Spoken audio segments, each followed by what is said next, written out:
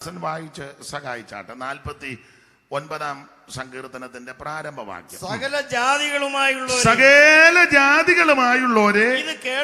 ഇത് കേൾക്കണം. അപ്പൊ എല്ലാവരും ഇത് കേൾക്കണം.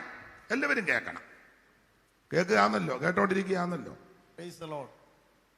എല്ലാവരും ഇത് കേൾക്കണം. അതെന്താ? അല്ല, ഇത് ആ കേൾക്കാൻ കൊള്ളാവുന്നത്. മറ്റു പലതും കേൾക്കാൻ കൊള്ളുകയല്ലാത്തതാ പലതും. നമ്മൾ ഓരോ ദിവസവും കേൾക്കുന്ന വാർത്ത നമുക്ക് സന്തോഷമുളവാക്കുന്ന വാർത്തയല്ല, ആനന്ദം ഉണ്ടാക്കുന്ന വാർത്തയല്ല.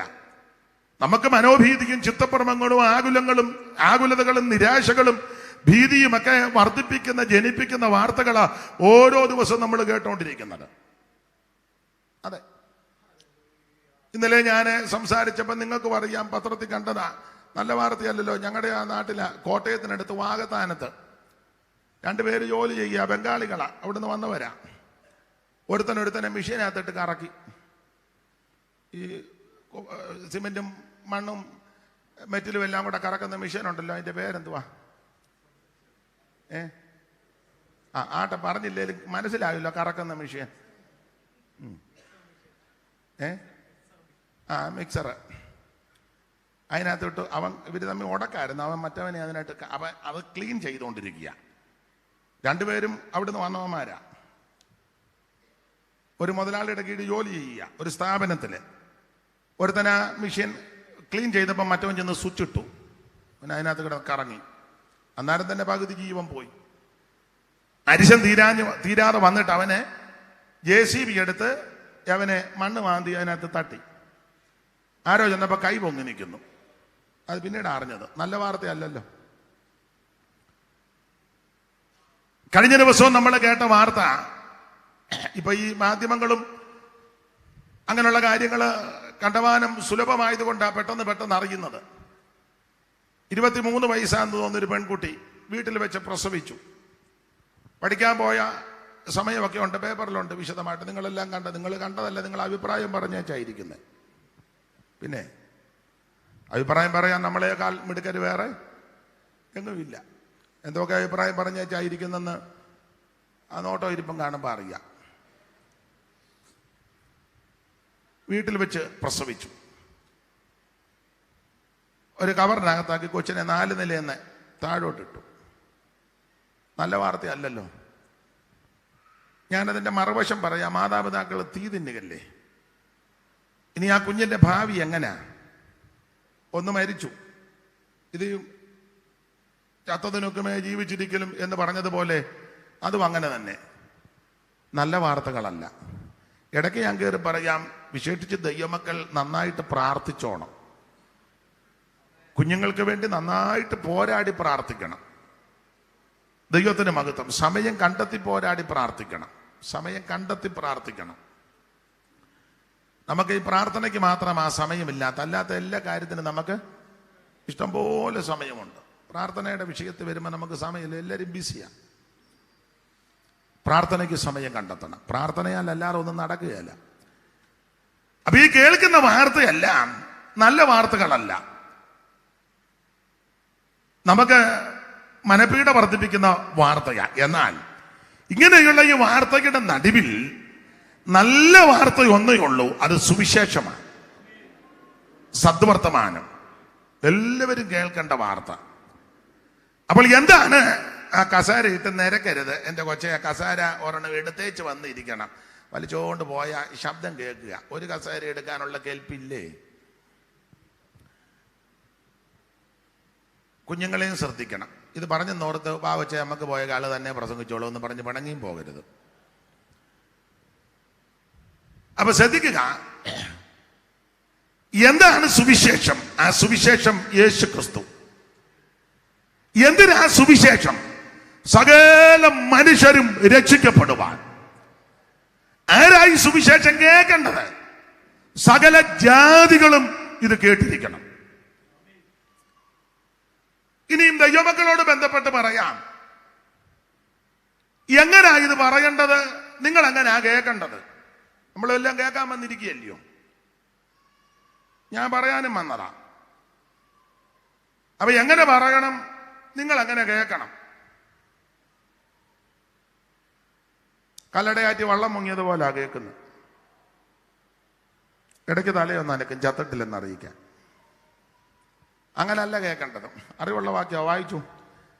തെസ്സലോനിക്കർക്ക് എഴുതിയ 1-ാം ലേഖനം 1-ാം അധ്യായത്തിന്റെ 5-ാം വാക്യം എങ്ങനെ പറയണം? ഇതെല്ലാം നമുക്ക് അറിവുള്ള വാക്യമാണ്, എങ്കിലും ഒന്ന് വായിപ്പിക്കുന്നതേ ഉള്ളൂ. വായിച്ചു കേൾക്കുമ്പോൾ നിങ്ങൾക്കറിയാം, ഓ ഇതായിരുന്നു, അതുകൊണ്ടാണ് ഞാൻ നേരത്തെ പറഞ്ഞത്. 1-ന്റെ 5 വായിച്ചു. ഈ ഫാൻ അടിക്കുന്ന കാരണം താള് മറിഞ്ഞു പോകും, അതുകൊണ്ടാണ്. ഞങ്ങളുടെ സുവിശേഷം വചനമായി മാത്രമല്ല, ഞങ്ങളുടെ സുവിശേഷം വചനം മാത്രമല്ല, കുറെ വാക്യങ്ങൾ മാത്രം പറയുകയല്ല. മത്തായി 8:2, 3:4, 5:6, 8:10, യോഹന്നാൻ 2:1 അനങ്ങാതെ ഒരൊട്ടവും ഇല്ലാതെ നിന്ന് ഇങ്ങനെ വടിക്കമ്പ് നിൽക്കും പോലെ നിന്ന് പറയുക മാത്രമല്ല. അങ്ങനെ പറയുന്നവരുണ്ട്, അങ്ങനെ പറയട്ടെ, കുഴപ്പമൊന്നുമില്ല. കുറച്ച് വാക്യങ്ങൾ ഞങ്ങളുടെ സുവിശേഷം, കുറെ വാക്യങ്ങൾ റെഫറൻസ് കുറെ പറയല്ല, അത് നല്ലതാ, തിട്ടമുള്ളത് നല്ലതാ. ഒന്നുകൂടെ വായിച്ചോ ദൈവദാസനെ. ഞങ്ങളുടെ സുവിശേഷം വചനമായിട്ട് മാത്രമല്ല, പിന്നെയോ ശക്തിയോടും പരിശുദ്ധാത്മാവോടും ബഹുനിശ്ചയത്തോടും. അപ്പോൾ ഇങ്ങനെ സുവിശേഷം, ഞങ്ങളുടെ സുവിശേഷം കുറെ വാക്യം മാത്രം പറഞ്ഞു വെച്ച് പോവുകയല്ല, ശക്തിയോടും പരിശുദ്ധാത്മാവോടും ബഹുനിശ്ചയത്തോടും കൂടെ. നിർത്തണേ. അപ്പോൾ സുവിശേഷം അറിയിക്കുമ്പോൾ ഈ 3 കാര്യങ്ങൾ കർക്കശമായി ഉണ്ടാകണമെന്ന അപ്പോസ്തലൻ ഓർപ്പിക്കുന്നത്. ശക്തി, പരിശുദ്ധാത്മാവ്, ബഹുനിശ്ചയം.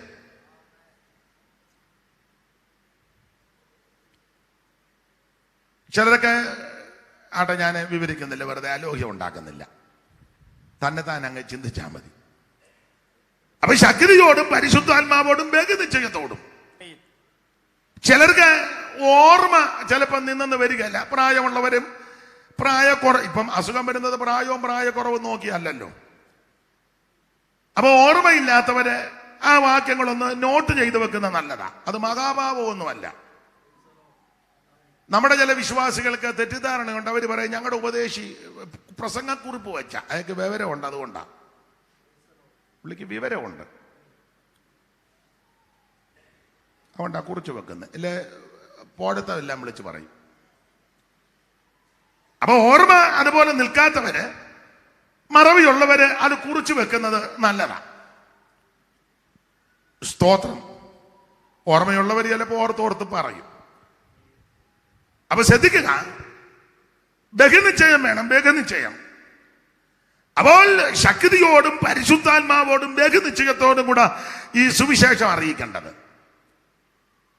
ഇങ്ങനെ സുവിശേഷം അറിയിക്കുമ്പം കേൾക്കാൻ വരുന്നവരെങ്ങനെ കേൾക്കണം? എങ്ങനെയാ നിങ്ങൾ കേൾക്കണ്ടേ? ഇങ്ങനെ ഇരുന്നാണോ കേൾക്കുന്നത്, അതോ എങ്ങനെ ഇരുന്നാ കേൾക്കേണ്ടത്? 6-ാം വാക്യം വായിച്ചു. 6 5 ഇപ്പം വായിച്ചു, ഇനി 6 കൂടെ അങ്ങ് വായിച്ചു. ബഹുകഷ്ടം സഹിക്കേണ്ടി വന്നിട്ടും നിങ്ങൾ പരിശുദ്ധാത്മാവിന്റെ സന്തോഷത്തോടെ വചനം കൈക്കൊണ്ടു. ഇന്ന് രാത്രി എന്നെ കേൾക്കുന്ന പ്രിയരെ, ഇവിടെ വന്നിരിക്കുന്ന പല പ്രിയപ്പെട്ടവരും സിംഹഭാഗം ആൾക്കാർ വിവിധ കഷ്ടങ്ങളിൽ കൂടി പോകുന്നവരാ. രോഗപീഠകളിൽ വലയുന്നവർ ഇന്ന് രാത്രി വന്നിട്ടുണ്ട്. ചികിത്സയ്ക്ക് വിധേയപ്പെട്ടവർ ഇന്ന് രാത്രി വന്നിട്ടുണ്ട്. മാനസിക സംഘർഷങ്ങൾ അനുഭവിക്കുന്നവര് ഇന്ന് രാത്രി വന്നിട്ടുണ്ട്. ബഹുവിധമാകുന്ന കടഭാരങ്ങളിൽ വലയുന്നവര് ഇന്ന് രാത്രി വന്നിട്ടുണ്ട്. ഭവനമില്ലാത്തവർ വന്നിട്ടുണ്ട്. വാടകയ്ക്ക് താമസിക്കുന്നവരുണ്ട്. വാടക കൊടുക്കാൻ നിർവാഹമില്ലാത്ത ചിലപ്പോൾ വന്ന് കാണും. കുഞ്ഞുങ്ങളുടെ ഭാവിയോർത്ത് ഞരങ്ങുന്നവർ ഇന്ന് രാത്രി വന്ന് കാണും. അവൻ ആക്ഷേപങ്ങളും നിന്ദങ്ങളും അപമാനങ്ങളും ഒറ്റപ്പെടലുകളും തിക്താനുഭവങ്ങളിൽ കൂടി പോകുന്നവർ ഇന്ന് രാത്രി വന്ന് കാണും. അവൻ പലരോടും പറയാൻ മടിക്കുന്ന, അവൻ അത് വൈമനസ്യമുണ്ടാക്കുന്ന വിഷയങ്ങളിൽ കൂടി ഈ രാത്രി പോയിക്കൊണ്ടിരിക്കുന്നവർ ഇവിടെ വന്നിട്ടുണ്ട്. കുഞ്ഞുങ്ങളുടെ വിഷയം, കുടുംബത്തിന്റെ വിഷയം, ഭർത്താവിൽ നിന്ന്, ഭാര്യയിൽ നിന്ന്, മക്കളിൽ നിന്ന്, സമൂഹത്തിൽ നിന്ന്, ദേശത്തിൽ നിന്ന്, എന്തിനേറെ സഭയ്ക്കകത്ത് നിന്നൊക്കെ വിവിധ വിഷയങ്ങളിൽ ഞരങ്ങുന്നവര് ഇന്ന് രാത്രി കൂടെ വന്നു കാണും. പക്ഷെ ഒരു കാര്യം ഇന്ന് രാത്രി എന്നെ കേൾക്കുന്ന ബഹുമാന്യരോട് പറയാ, ബഹുകഷ്ടം സഹിക്കേണ്ടി വന്നിട്ടും നിങ്ങൾ ഇന്ന് രാത്രി പരിശുദ്ധാത്മാവിന്റെ സന്തോഷത്തോടെ ദൈവത്തിന്റെ വചനം കൈക്കൊള്ളണം. പരിശുദ്ധാത്മാവിന്റെ സന്തോഷത്തോടെ. കാരണം ദൈവത്തിന്റെ വചനം തേനിലും തേൻകിട്ടയിലും മധുരമുള്ളതാ. ഇത് അല്പബുദ്ധിയാ ജ്ഞാനിയാക്കുന്ന വചനമാ. ഇത് ഉലകിലിരിക്കി ശുദ്ധി ചെയ്ത വചനമാ. ഇത് പൊന്നിലും തങ്കത്തിലും ഏകീകരിക്കത്തക്ക വചനമാ. ഇത് അതിവേഗത്തിൽ ഓടുന്ന വചനമാ. നമ്മുടെ കർത്താവ് ഒരിക്കൽ പറഞ്ഞു, ഇപ്പോൾ സംസാരിച്ച വചനം നിമിത്തം നിങ്ങൾ ശുദ്ധിയുള്ളവരാ. ഇന്ന് രാത്രി നിന്നെ ശുദ്ധീകരിക്കുന്ന വചനം, സൗഖ്യമാക്കുന്ന വചനം, അതിവേഗത്തിൽ ഓടുന്ന വചനം. യെശയ്യാ പ്രവചനത്തിൽ വായിക്കുന്നത്, എന്റെ വായിൽ നിന്ന് പുറപ്പെടുന്ന എന്റെ വചനം വെറുതെ എന്റെ അടുക്ക വരത്തില്ല, അയച്ച കാര്യം സാധിപ്പിക്കും, ഇഷ്ടമുള്ളത് നിവർത്തിക്കും. ആമേൻ. വചനം തീ പോലെയും പാറയെ തകർക്കുന്ന ചുറ്റികയാ. ഇത് തീ പോലെ പുറപ്പെടും. കത്തിക്കേണ്ടതിനെ കത്തിച്ച്, ദഹിപ്പിക്കേണ്ടതിനെ ദഹിപ്പിച്ച്, തകർക്കേണ്ടതിനെ തകർത്ത് ഇന്ന് രാത്രി നിന്നെ വിടുവിക്കുന്ന ദൈവത്തിന്റെ വചനം, സൗഖ്യമാക്കുന്ന ദൈവത്തിന്റെ വചനം. അത് ബഹുകഷ്ടം സഹിക്കേണ്ടി വന്നിട്ടും പരിശുദ്ധാത്മാവിന്റെ സന്തോഷത്തോടെ ഇന്ന് രാത്രി തിരുവചനം ആര് കൈക്കൊള്ളും, അവർക്ക് ഇന്ന് രാത്രി അനുഗ്രഹവും വിടുതലുമാണ്. Praise the Lord. മുഖകാന്തിയൻ മ്ലാനത നീക്കും, നിൻമുഖകാന്തിയൻ മ്ലാനത നീക്കും, നിൻ മധുരാമൃത വചനം ഖിന്നതയാകവെ പോകും.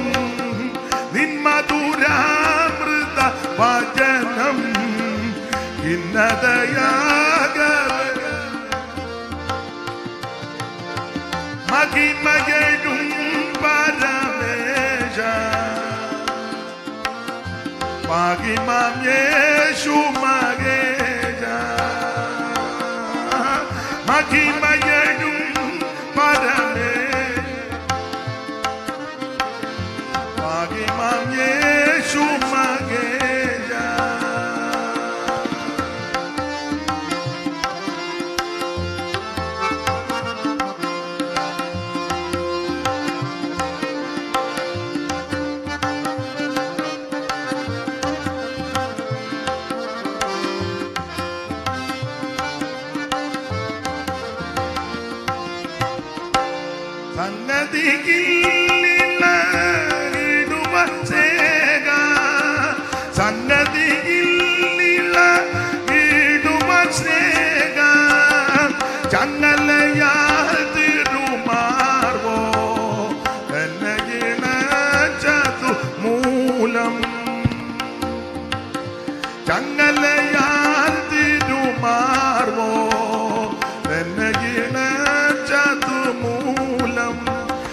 മഹിമയും പരമേശ മഹിമം യേശു മഹേശ മഹിമയും പരമേശ.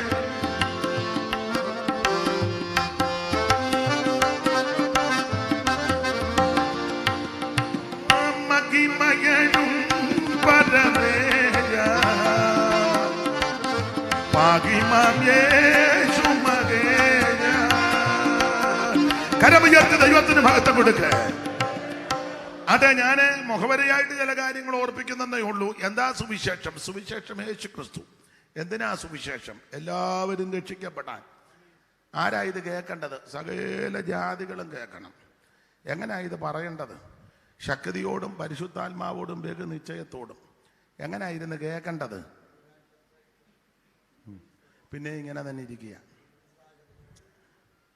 ബഹുകഷ്ടം സഹിക്കേണ്ടി വന്നിട്ടും പരിശുദ്ധാത്മാവിന്റെ സന്തോഷത്തോടെ ഈ വചനം സുവിശേഷം കൈക്കൊള്ളണം. അങ്ങനെയുള്ളവർക്ക് അനുഗ്രഹിക്കണം. അപ്പൊ അങ്ങനെയുള്ള സുവിശേഷ പുസ്തകത്തിൽ നിന്നാണ് ഇന്ന് രാത്രി വായിച്ചത്, യോഹന്നാന്റെ സുവിശേഷം.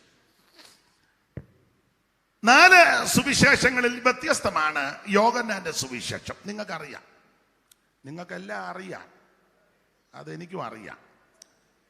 നിങ്ങളുടെ ഇരിപ്പ് കാണുമ്പോഴും എനിക്കറിയാം. നിങ്ങൾ എന്നെ നോക്കി പറയുന്നത് ഞങ്ങൾക്കെല്ലാം അറിയാമെന്നാ. നിങ്ങൾ പറയുന്നില്ലെന്നേ ഉള്ളൂ. നോട്ടം കാണുമ്പോൾ പറയാം ഞങ്ങൾക്കെല്ലാം അറിയാം. ആട്ടെ, അപ്പോൾ യോഹന്നാന്റെ സുവിശേഷം മറ്റ് 3 സുവിശേഷത്തിൽ നിന്നും വ്യത്യസ്തമാണ്.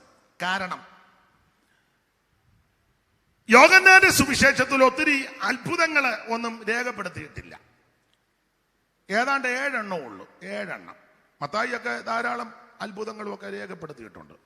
ലൂക്കോസിന്റെ സുവിശേഷമൊക്കെ പഠിക്കുമ്പോൾ യോഹന്നാൻ എല്ലാം കൂടെ ഒരു 6-7 എണ്ണം.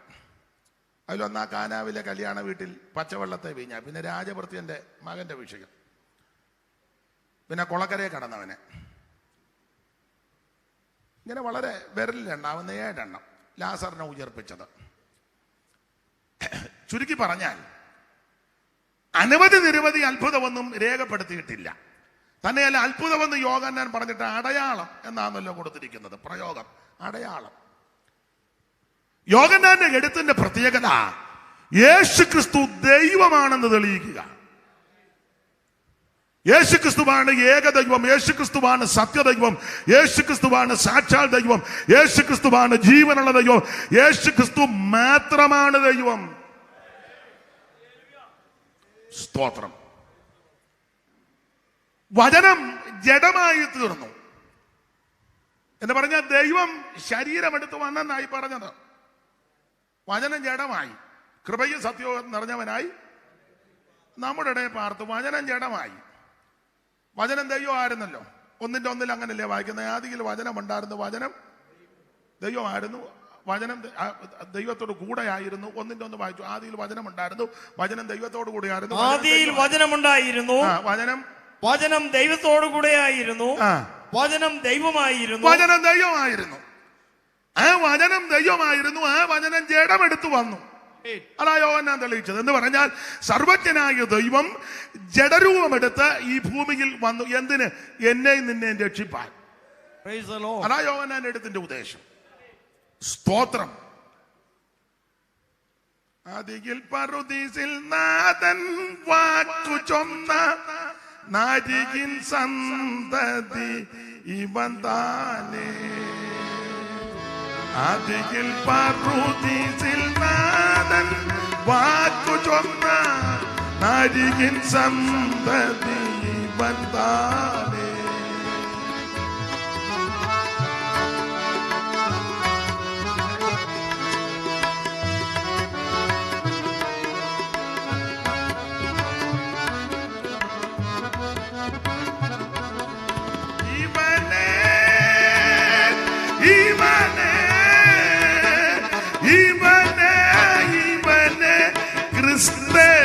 രക്ഷകൻ ഇവൻ താനേ.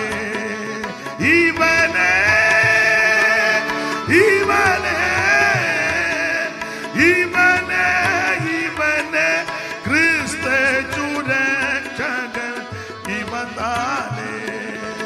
അപ്പൊ ശ്രദ്ധിക്കുക. മേളിലോട്ട് നോക്കണമെന്നാണല്ലോ. അപ്പൊ ശ്രദ്ധിക്കുക. വചനം ജഡമായി തീർന്നു. അതാ യേശു.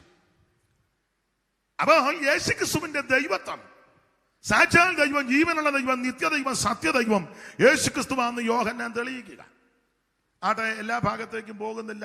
സമയത്തെയും കൂടെ ഭയപ്പെടുന്നത് കൊണ്ട് ആ എടുത്ത ഭാഗത്തോട് കൂറ് പുലർത്തി ചില കാര്യങ്ങൾ ഓർപ്പിക്കുവാനാണ് കർത്താവ് ശരണപ്പെടുന്നത്. അപ്പോൾ മറ്റ് 3 സുവിശേഷകരിൽ നിന്നും വ്യത്യസ്തനാണ്. മറ്റ് 3 പേരും രേഖപ്പെടുത്താത്ത അനേക കാര്യം യോഹന്നാന്റെ സുവിശേഷത്തിൽ കൂടിയാണ് നമുക്ക് മനസ്സിലാകുന്നത്. എന്നാൽ മറ്റ് 3 പേരും രേഖപ്പെടുത്തിയ ചില കാര്യം യോഹന്നാൻ പറഞ്ഞിട്ടുമില്ല. യേശുക്രിസ്തുവിന്റെ തിരുജനനം, പരീക്ഷ, സ്നാനം, ആട്ടിടയർ വന്നത്, വിദ്വാൻമാർ വന്നത് ഇത്യാദി വിഷയമൊന്നും യോഹന്നാൻ രേഖപ്പെടുത്തിയിട്ടില്ല. എന്നാൽ മറ്റു 3 പേരും പറയാത്ത ധാരാളം കാര്യം യോഹന്നാൻ രേഖപ്പെടുത്തിയിട്ടുണ്ട്. ശമരിയാക്കാരിയുമായുള്ള സംഭാഷണം, കാനാവിലെ കല്യാണ വീട്ടിലെ വിഷയം, നിക്കോദോമസുമായിട്ട് സംസാരിച്ച ആ സംഭാഷണ പരമ്പര, ലാസറിനെ ഉയർപ്പിച്ചത്, പിറവിയിലെ കുരുടനെ സൗഖ്യമാക്കിയത്, പെരുത്ത മീൻകൂട്ടം മലയിൽ അകപ്പെട്ടത്, ഇത് മറ്റു 3 പേരും പറഞ്ഞിട്ടില്ല. യോഹന്നാന്റെ സുവിശേഷത്തെ കൂടിയാണ് നമ്മളത് മനസ്സിലാക്കുന്നത്. ഓരോ അധ്യായത്തിലും യേശുക്രിസ്തു ദൈവമാണെന്ന് തെളിയിക്കുന്നുണ്ട്. 1-ാം അധ്യായത്തിൽ തന്നെ വിശേഷതകൾ ധാരാളമുണ്ട്. 1-ാം അധ്യായത്തിൽ ഞാൻ പറയാറുണ്ട്, കണ്ടെത്തലുകളുടെ അധ്യായമാണ്. കണ്ടെത്തലുകൾ എല്ലാവരും അങ്ങ് കാണുക. ഞാൻ ആ ഭാഗം പഠിച്ച അയാളുടെ 29 പ്രാവശ്യം കണ്ടു കണ്ടു കണ്ടു എന്ന് 1-ാം അധ്യായത്തിൽ കണ്ടു. അന്യോന്യം കാണുന്നു, പോയി കാണുന്നു, വന്ന് കാണുന്നു, ചെന്ന് കാണുന്നു, ഇരിക്കുന്ന കാണുന്നു, നിൽക്കുന്ന കാണുന്നു, അവിടെ ഏതാണ്ട് 28 പ്രാവശ്യം, 28 കൂടുതൽ പ്രാവശ്യം കണ്ടു. അപ്പൊ കണ്ടെത്തലുകളുടെ അധ്യായമാണ്. ഞാൻ പറയാറുണ്ട്, നമ്മൾ എവിടെ ഇരുന്നാലും പുള്ളി കാണും, എവിടെ ഇരുന്നാലും കാണും. സ്തോത്രം. ഒരാൾ വന്നപ്പോൾ ചോദിച്ചു, സാക്ഷാൽ ഇസ്രായേലിൻ, ഇവനില് കപടമില്ല. അപ്പൊ പുള്ളി ചോദിച്ചു, എന്നെ എവിടെ വെച്ച് കണ്ടെന്ന്. അന്നേരം യേശു പറഞ്ഞു, നീ അത്തിയുടെ കീഴിയിരുന്നപ്പോൾ കണ്ടു. യോ, അപ്പൊ ഇവനെ അത്തിയുടെ കീഴിയിരുന്നപ്പോഴേ കർത്താവ് കണ്ടു. ഒരുത്തൻ അത്തിയുടെ മേളിൽ കയറിയിരുന്നു. ലൂക്കോസ് 19 സൂക്ഷ്മം താഴെ വന്നപ്പോൾ യേശു പറഞ്ഞു, ഉരുണ്ട് വീഴാതെ താഴോട്ട് വരാൻ പറഞ്ഞു. അങ്ങനെ എഴുതിയിട്ടില്ല, നിങ്ങൾ തപ്പരുത്, ഉരുണ്ട് വീഴുന്നെന്നോ. ഞാനങ്ങ് പറഞ്ഞതേ ഉള്ളൂ. താഴോട്ട് വാന്ന് പറഞ്ഞു. വേറെ ആരും കണ്ടില്ല, യേശു കണ്ടു. അപ്പം അത്തിയുടെ കീഴിയിരുന്നവനെയും കണ്ടു, അത്തിയുടെ മേളിൽ ഇരുന്നവനെ. അവന് മറഞ്ഞിരിക്കുന്ന ഒന്നുമില്ലല്ലോ. ഉൽപ്പത്തിയിലെ അപ്പനും അമ്മയും പാപം ചെയ്തേച്ച് അത്തിക്ക് മറഞ്ഞിരുന്നെന്ന. അവിടെ അത്തിയാന്നോ ഇത്തിയാന്നോ കാട്ടത്തിയാന്നോ കമുകാന്നോ തെങ്ങാന്നോ ഒന്നും എഴുതിയിട്ടില്ല. മരത്തിന് മറഞ്ഞിരിക്കുകയായിരുന്നെന്ന. എന്തായാലും അത്തിയാകാൻ അസാധ്യത. കാരണം അത്തിയില കൊണ്ടാ അമ്മാമ്മ മിടിയും ടോപ്പും അച്ചായന് ബർമുടയൊക്കെ ഉണ്ടാക്കിയത്, രണ്ടുപേരും കൂടെ.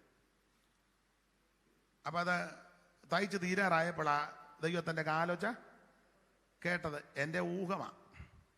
എന്നാൽ അച്ഛൻ മറഞ്ഞിരുന്നോളാൻ പറഞ്ഞു. അപ്പം അത്തിക്ക് മറഞ്ഞായിരിക്കും ഇരിക്കുന്നത്. അപ്പം അങ്ങനെയെങ്കിൽ അത്തിയുടെ കീഴിൽ ഇരുന്നാലും കർത്താവ് നിന്നെ കാണും, അത്തിയുടെ മേളിൽ ഇരുന്നാലും കർത്താവ് നിന്നെ കാണും, അത്തിക്ക് മറഞ്ഞിരുന്നാലും കാണും.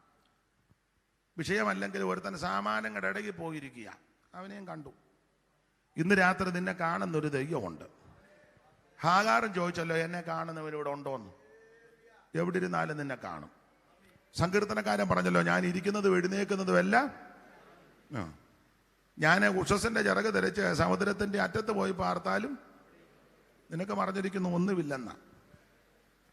ഇവരെല്ലാം ഉള്ളത് കൊണ്ട് ഈ 2 ശീല പാട്ട് പാടും. പാടുന്നെന്ന് അവകാശപ്പെടുന്നില്ല, പാടുകല്ല, പറയുക. എന്നാടൊരു തള്ള ചോദിച്ചു, നിങ്ങളെന്തിനാ കിടന്ന് കാറുന്നെന്ന്. പാടുന്നെന്നല്ല പറഞ്ഞേ, കാറുക. ഇരിക്കുന്നതും ഞാൻ എഴുന്നേൽക്കുന്നതും കർത്താവു കാണുന്നു, ഗ്രഹിക്കുന്നു കർത്തനൻ ഹൃദയ നിരൂപണം. ഓ ദൂരത്തു നിന്നും തന്നെ ഇതത്ഭുതം, ദൂരത്തു നിന്നും തന്നെ ഇതത്ഭുതം, ഈ പരിജ്ഞാനം, ഈ പരിജ്ഞാനം ആശ്ചര്യദായകമേ. അറിയുന്നു ശോധന ചെയ്തന്റെ നാഥൻ, അറിയുന്നു ശോധന ചെയ്തന്റെ നാഥൻ, ഈ പരിജ്ഞാനം. അപ്പൊ നാം ഇരിക്കുന്നതും എഴുന്നേൽക്കുന്നതും നാം ചരിക്കുന്നതും ചലിക്കുന്നതും എല്ലാം അറിയുന്ന കാണുന്ന ഒരു നല്ല കർത്താവാണ്. അപ്പൊ യോഹന്നാന്റെ സുവിശേഷം 1-ാം അധ്യായം നമ്മളെ കാണുന്ന ഒരു കർത്താവുണ്ട്. 2-ാം അധ്യായത്തിൽ യേശുവിന്റെ ആദ്യത്തെ അടയാളം അത്ഭുതം. കാനാവിലെ കല്യാണ വീട്ടിൽ യേശു പച്ചവെള്ളത്തെ വീഞ്ഞാക്കി. അതിന് ഒരു സംഭവം അത് മാത്രം പറഞ്ഞങ്ങ് വിടാം. കാനാവിലെ കല്യാണ വീട്ടിൽ പച്ചവെള്ളത്തെ വീഞ്ഞാക്കാനുള്ളതിന്റെ ഒരു കാരണം, ഇത് അവകാശമായി കിട്ടിയത് ആശേർ ഗോത്രത്തിനും, അപ്പോൾ തന്നെ ഈ സ്ഥലത്തിന്റെ ഭൂപ്രകൃതിയൊക്കെ പഠിക്കുമ്പോൾ നഫ്താലിക്കും സെബുലൂനും ഒക്കെ കൊടുത്ത ഭൂപ്രകൃതിയുടെ ഏരിയകളും കൂടാ. അപ്പൊ അവിടെ അത്ഭുതം ചെയ്യാൻ കാര്യം യേശുവിന്റെ മഹത്വം അവിടെ വെളിപ്പെടുത്തി. 2-ാം അധ്യായത്തിന്റെ 11 വായിക്കുന്നത്, ഇതിനെ അടയാളങ്ങളുടെ ആരംഭമായി ഗലീലയിലെ കാനാവിൽ വെച്ച് ചെയ്ത് യേശു തന്റെ മഹത്വം. ഒന്ന് വായിച്ചു 2:11, ഒന്നുകൂടെ വായിച്ചു. യേശു ഇതിനെ അടയാളങ്ങളുടെ ആരംഭമായി ഗലീലയിലെ കാനാവിൽ വെച്ച് ചെയ്തു തന്റെ മഹത്വം വെളിപ്പെടുത്തി. തന്റെ മഹത്വം വെളിപ്പെടുത്തി. ഗലീലയിലെ കാന വേറെ വാക്യം കൂടെ ചേർത്ത് പഠിച്ചാൽ അത്ര നല്ല സ്ഥലമല്ല. ഗലീലയിലെ കാന. ഗലീല എന്ന് പറയുന്നത് തന്നെ നല്ലതല്ല അന്നത്തെ കാലത്ത് അവരുടെ ഇടയിൽ. അല്ല, അവർ പറഞ്ഞു ഇവരെല്ലാം ഗലീലക്കാരല്ലേ എന്ന്. ഇവരെല്ലാം എല്ലാവർക്കും അത്ര ഇഷ്ടമല്ല ഗലീലക്കാരെ. സ്ഥലവും പേരും ഒന്നും പറയുന്നില്ല അല്ലേ, പിന്നെ പ്രശ്നമാണ്. അതുകൊണ്ടാണ്, അല്ലാതെ ഓർമ്മയില്ലായിട്ടല്ല.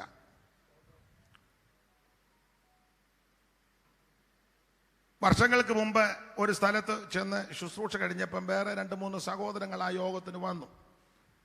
അപ്പൊ ഞാന് ആ വീട്ടിലെ കൊച്ചമ്മയോട് ചോദിച്ചു, ഏതാ അവര് സഹോദരന്മാര് നന്നായിട്ട് ആരാധിക്കുകയൊക്കെ ചെയ്യുന്നുണ്ടല്ലോ, ഏതാ? അവര് പറഞ്ഞത് അതുപോലെ ഞാനങ്ങ് പറയാം, എൻ്റെ കൊങ്ങായിക്ക് പിടിക്കരുത്, താൻ ഇറങ്ങി വരുമ്പോൾ ഒന്ന് കാണണം, ഒന്നും പറയരുത്. ഞാൻ ചോദിച്ചു, ആ നന്നായിട്ട് ആരാധിച്ച 3-4 സഹോദരന്മാരുണ്ടായിരുന്നല്ലോ, നന്നായിട്ട്. പിന്നെ ഈ തള്ള പറഞ്ഞു, ഓ അവർ പറഞ്ഞ അതുപോലെ പറയാ കേട്ടോ, മരക്കാന്മാരാന്ന് എന്നോട് പറഞ്ഞതാ. എവിടെ ആരാന്നൊന്നും എന്നോട് ചോദിക്കരുത് പാസ്റ്റർ, അത് അറിയാതെ ഇന്ന് ഉറക്കം വരികയില്ലെന്നുണ്ടെങ്കിൽ ആശീർവാദം കഴിഞ്ഞ് ഞാനിവിടെ കാണും, സ്ഥലവും പേരും ഒക്കെ പറയാം. മരക്കാന്മാരാണ്.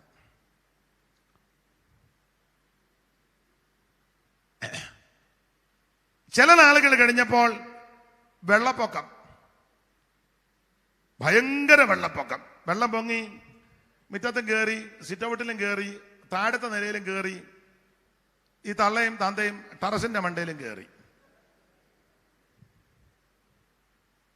അന്നേരം ആരെ ആക്ഷേപിച്ചോ ആ മാന്യ സഹോദരന്മാരാ വള്ളവുമായിട്ട് വന്ന് ഈ പൊണ്ണിത്തള്ളയനെ വള്ളത്തെ കയറ്റി. ഞാൻ പറഞ്ഞത് നിങ്ങൾക്ക് മനസ്സിലാകാഴിയാന്നോ, നിങ്ങൾ ഒത്തോണ്ട് എന്നെ ആക്കുകയാന്നോ? അച്ചായനെ ഞാനങ്ങ് ഒഴിവാക്കുക. എന്നാട്ടെ, ദൈവത്തിന് മഹത്വം. അല്ല, ഞാൻ തമാശ പറഞ്ഞതല്ല, അങ്ങനെ പറയാൻ പാടില്ല. പേരും വീട്ടുപേരും ഒന്നും ഞാൻ പറയുന്നില്ല, അതിന് ഞാൻ മുതിരുന്നില്ല. സ്തോത്രം. അല്ല, വെള്ളം വന്ന് വെള്ളം പൊങ്ങി, എന്റെ ഭാഷയാ, നല്ല ഭാഷയൊന്നും അല്ല. വെള്ളം കുടിച്ച് 2 എണ്ണം തൊലയാറായപ്പോൾ രക്ഷപ്പെടുത്താൻ വന്നതാരാ? ഇവരാരെ ആക്ഷേപിച്ച് സംസാരിച്ചോ ആ മാന്യ സഹോദരന്മാരാ രക്ഷയ്ക്കായി വന്നു. നമ്മുടെ ഇടയിൽ അങ്ങനെ ഇപ്പോഴും സൂക്കാടുള്ള ആൾക്കാർ ഉണ്ട്, ഇവിടെയും വന്നിട്ടുണ്ട്. പിന്നിപ്പം മിണ്ടുന്നില്ല, ഇപ്പൊ എല്ലാവരും സ്തോത്രം പറഞ്ഞുകൊണ്ടിരിക്കുക. അത് നല്ലതാ, യോഗത്തിനൊരു കൊഴുപ്പാകട്ടെ. അല്ല, അന്നത്തെ കാലത്ത് ഈ ഗലീലക്കാരെന്ന് പറയുമ്പോൾ അത്ര നല്ല രീതിയിലല്ല ഇടപെടുന്നത്. ഓ ഇവരെല്ലാം ഗലീലക്കാരാ, ഗലീലക്കാര്. പക്ഷേ നമ്മുടെ കർത്താവിന്റെ സ്നേഹം നിങ്ങൾ ചിന്തിച്ചേ, കർത്താവിന്റെ ശിഷ്യന്മാര് കൂടുതലും ഗലീലക്കാരാ. മറ്റുള്ളവരെ വിടക്കം നിന്നുന്നവർ, കൊള്ളുകയെന്ന് പറയുന്നവർ, ആക്ഷേപത്തോടെ ഇടപെടുന്ന, ഒറ്റപ്പെടുത്തുന്ന പലരെയും യേശുവിന് ആവശ്യമാണ്. ഇന്ന് രാത്രി നിന്റെ കുടുംബത്തിൽ നീ ഒറ്റപ്പെട്ടിരിക്കുകയാണെങ്കിൽ നിരാശപ്പെടേണ്ട, നിന്നെ യേശുവിന് ആവശ്യമാണ്. ഈ ദേശത്ത് പലരും നിന്നെ ഒറ്റപ്പെടുത്തുന്നെങ്കിൽ നീ നിരാശപ്പെടേണ്ട, യേശുവിന് നിന്നെ ആവശ്യമാണ്. നിന്റെ സഭയിൽ പലരും നിന്നെ ഒറ്റപ്പെടുത്തുന്നെങ്കിൽ നിരാശപ്പെട്ടു പോകരുത്, നീ സമർപ്പിക്ക്, യേശുവിന് നിന്നെ ആവശ്യമാണ്.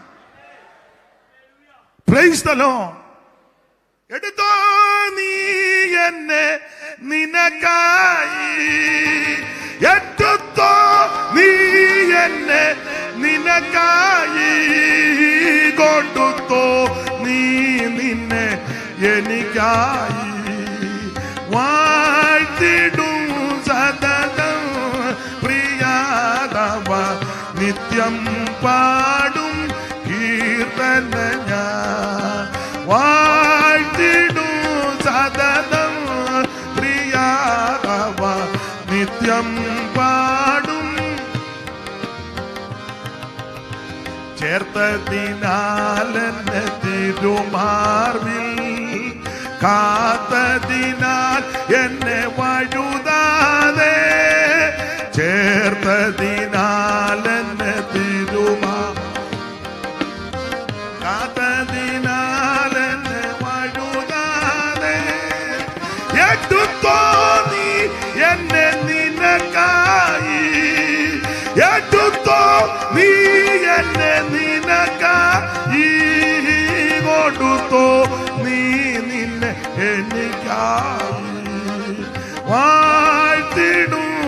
സതതം പ്രിയതമ നിത്യം പാടും കീർത്തനം ഞാൻ വാഴ്ത്തിടും സതതം പ്രിയതമ നിത്യം പാടും കീർത്തനം ഞാൻ. കരമുയർത്തി ദൈവത്തിന് മഹത്വം കൊടുക്കാൻ.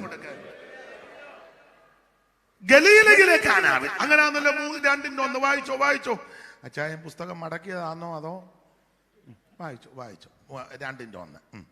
3-ാം നാൾ ഗലീലയിലെ കാനാവ്. അവിടെ ഈ സംഭവം ഗലീലയിലെ കാനാവ്. ഗലീല അന്നത്തെ കാലത്ത് പലർക്കും എന്റെ ഭാഷ പഴയ ഭാഷ ചതുർത്ഥി അങ്ങനെ ചില പ്രയോഗങ്ങളൊക്കെ ഉണ്ടല്ലോ.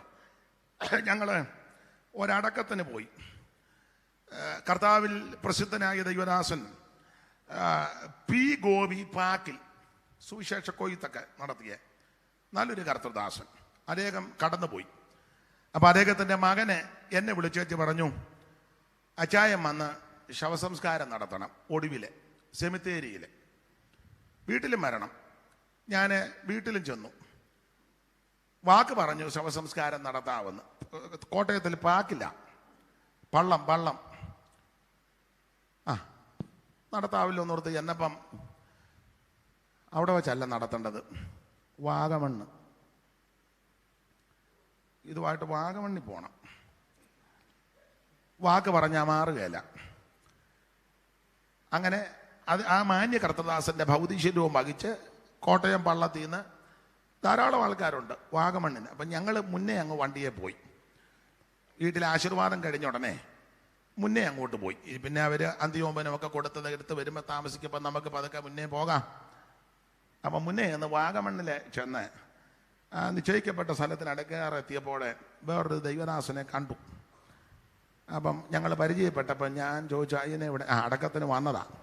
അപ്പം അടുത്തൊരു സഭ ഉണ്ട്. ഞാൻ ചോദിച്ചത് ആ സഭ ഏതാ? ഇച്ചിരി ദൂരെയാ കാണാം. അപ്പം ഞാൻ ചോദിച്ചത് പെന്തിക്കോസ് സഭയാ. അപ്പം ഞാൻ ചോദിച്ചു ഏതാ, IPC ആണോ ചർച്ച് ഓഫ് ഗോഡ് അങ്ങനെയൊക്കെ ചോദിക്കുമല്ലോ നമ്മൾ. ഉടനെ പറഞ്ഞു അല്ല, ചർച്ച് ഓഫ് ഒക്കലാഴിയാന്ന് പറഞ്ഞു. ചർച്ച് ഓഫ് ഒക്കലാഴിയ. അപ്പം ഞാൻ പെട്ടെന്ന് ഓർത്ത് നീ ഒക്കലഹോമ എന്നൊക്കെ നമ്മൾ പറയൂല്ലോ, അവരുടെ കീറോപ്പിലുള്ളത് ആണെന്നോർത്ത് ഞാൻ പറഞ്ഞു ചർച്ച് ഓഫ് ഒക്കലാഴിയോ? ഒക്കുകയില്ലാത്തവരെല്ലാം കൂടെ ഒന്നിച്ച് കൂടുന്നതാണ്. അതിനാ പുള്ളി ഇട്ട പേരാ ചർച്ച് ഓഫ്. ഒരു സ്ഥലത്ത് ഒക്കാത്ത ആൾക്കാരെല്ലാം കൂടെ ഒന്നിച്ചു കൂടെ പുള്ളി ഇട്ട പേരാ ചർച്ച് ഓഫ് ഒക്കലാഴിയ. അപ്പൊ ചില സ്ഥലങ്ങളും ചില ആൾക്കാരെയൊക്കെ ചിലർക്ക് ചതുർത്ഥിയ എന്ന് പറഞ്ഞതുപോലെ ഈ ഗലീലക്കാരോട് അത്ര തൃപ്തിയില്ല. പലരും അത് വേറൊരു രീതിയിലാണ് ഇവരെ ഉൾക്കൊള്ളുന്നത്. എന്നാൽ യേശുക്രിസ്തുവിന്റെ തേജസ്വേറിയ ശുശ്രൂഷയിൽ, അവിടുത്തെ പ്രധാനപ്പെട്ട ശുശ്രൂഷയിൽ അവിടുന്ന് തെരഞ്ഞെടുത്ത അപ്പോസ്തലന്മാരിൽ പലരും ഗലീലക്കാരാണ്. നീ ഒറ്റപ്പെടലുകൾ അനുഭവിക്കുന്നെങ്കിൽ, ഏകാന്തത അനുഭവിക്കുന്നെങ്കിൽ, നിന്നെ പലരും വിടക്കെന്നെണ്ണുന്നെങ്കിൽ, നിന്നെ ഒറ്റപ്പെടുത്തുന്നെങ്കിൽ നിരാശപ്പെടരുത്. യേശുവിന് നിന്നെ കൊണ്ട് ആവശ്യമുണ്ട്. Price the Lord. അതുകൊണ്ട് ആ ഗലീലയിലെ കാനാവിൽ ആദ്യത്തെ അത്ഭുതം. നിങ്ങള് ദൈവദാസന്മാരൊക്കെ വചനത്തിൽ തിട്ടമുള്ളവരാ. ഞാൻ അച്ചായനിരിക്കുന്നത് കൊണ്ട് അല്പം പേടിച്ചു വക്കെയാ പറയുന്നത്. അതാ നിർത്തി പറയുന്നത്. എന്തേലും പോഴത്തരം പറയുമോ എന്നുള്ള പറയും മിക്കവാറും ഞാൻ. അപ്പം എങ്കിലും ഞാൻ വളരെ ശ്രദ്ധിച്ചായിരിക്കുന്നത്. ദൈവത്തിന് മഹത്വം. അതുകൊണ്ട് വളരെ പെറുക്കി സൂക്ഷിച്ചാ ഞാൻ പറയുന്നത്. ഈ ഗലീലയിലെ കാനാവെന്ന് പറയുമ്പോൾ നിങ്ങൾ വചനം പഠിക്കുന്നവർക്കറിയാം, ഇതത്ര നല്ല സ്ഥലങ്ങളല്ല.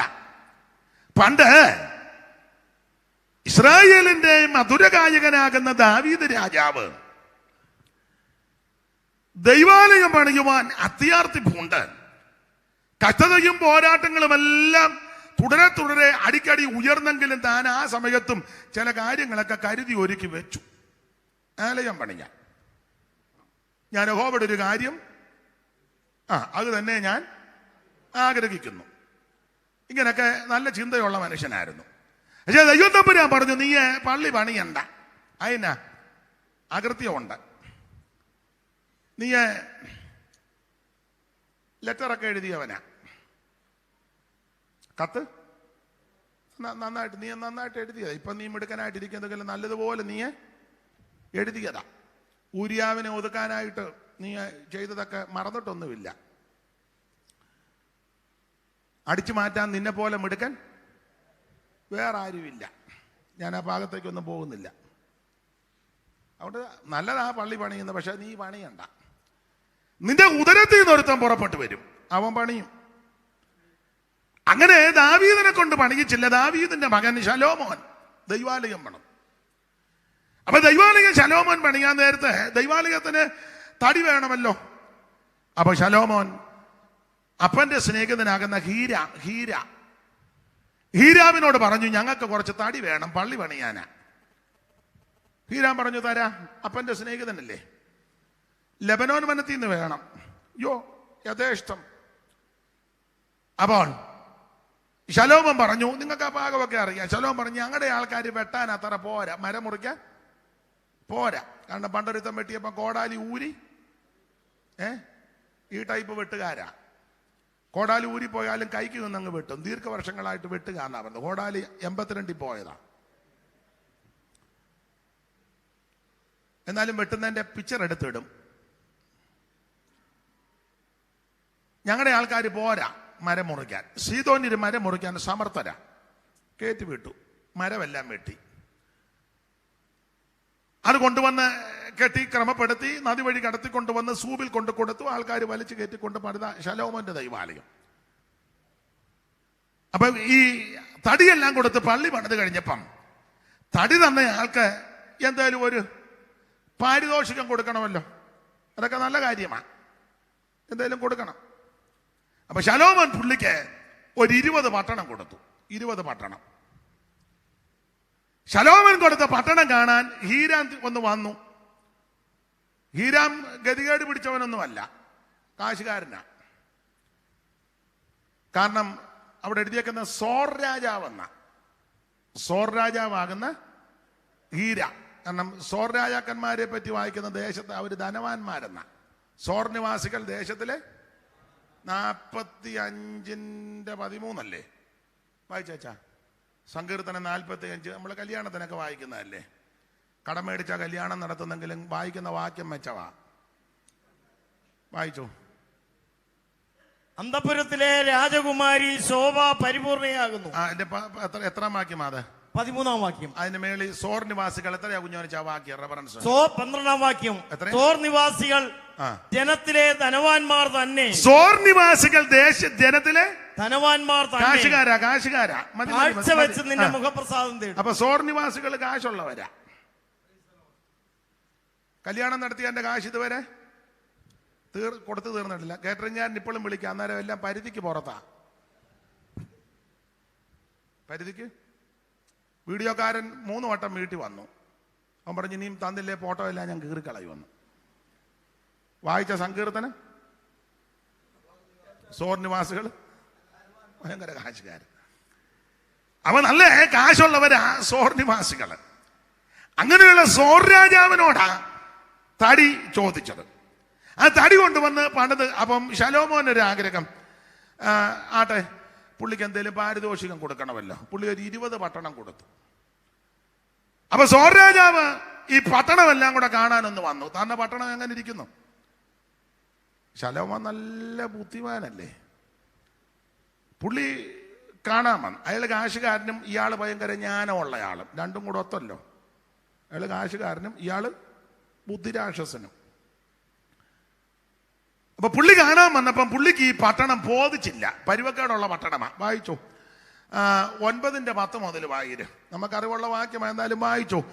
രാജാക്കന്മാരുടെ 1-ാം പുസ്തകം 9-ാം അധ്യായത്തിന്റെ 10 മുതൽ വലത്ത് വശത്ത് കണ്ണിക തുടങ്ങുന്നത് മുതലൊന്ന് വായിച്ചു. വായിച്ചു.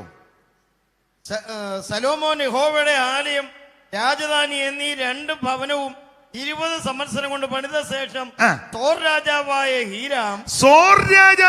ഹീരാം ശലോമോന് അവന്റെ ഇഷ്ടം പോലെ ഒക്കെയും ദേവദാരുവും സരളമരവും സ്വർണവും കൊടുത്തിരുന്നത് കൊണ്ട് ദേവദാരുവും കൊടുത്തു, പിന്നെ സരളമരം ഒക്കെ കൊടുത്തു. പണ്ടൊരാള് വായിച്ചു സരള മരവും കൊടുത്തെന്ന്. അപ്പൊ ഒരാൾ പറഞ്ഞു അവള് വല്ലേലും കൊടുക്കുമെന്ന് പറഞ്ഞു. സരള അല്ലേലും മരം കൊടുക്കുന്നവളാന്ന്. ഒന്നുകൂടെ വായിച്ചു. തോർ രാജാവായ ഹീരാം ശലോമോന് അവന്റെ ഇഷ്ടം പോലെയൊക്കെയും ദേവദാരുവും സരളമരവും സ്വർണവും കൊടുത്തിരുന്നത് കൊണ്ട് ശലോമോൻ രാജാവ് ഹീരാമിന് ഗലീല ദേശത്ത് 20 പട്ടണം കൊടുത്തു.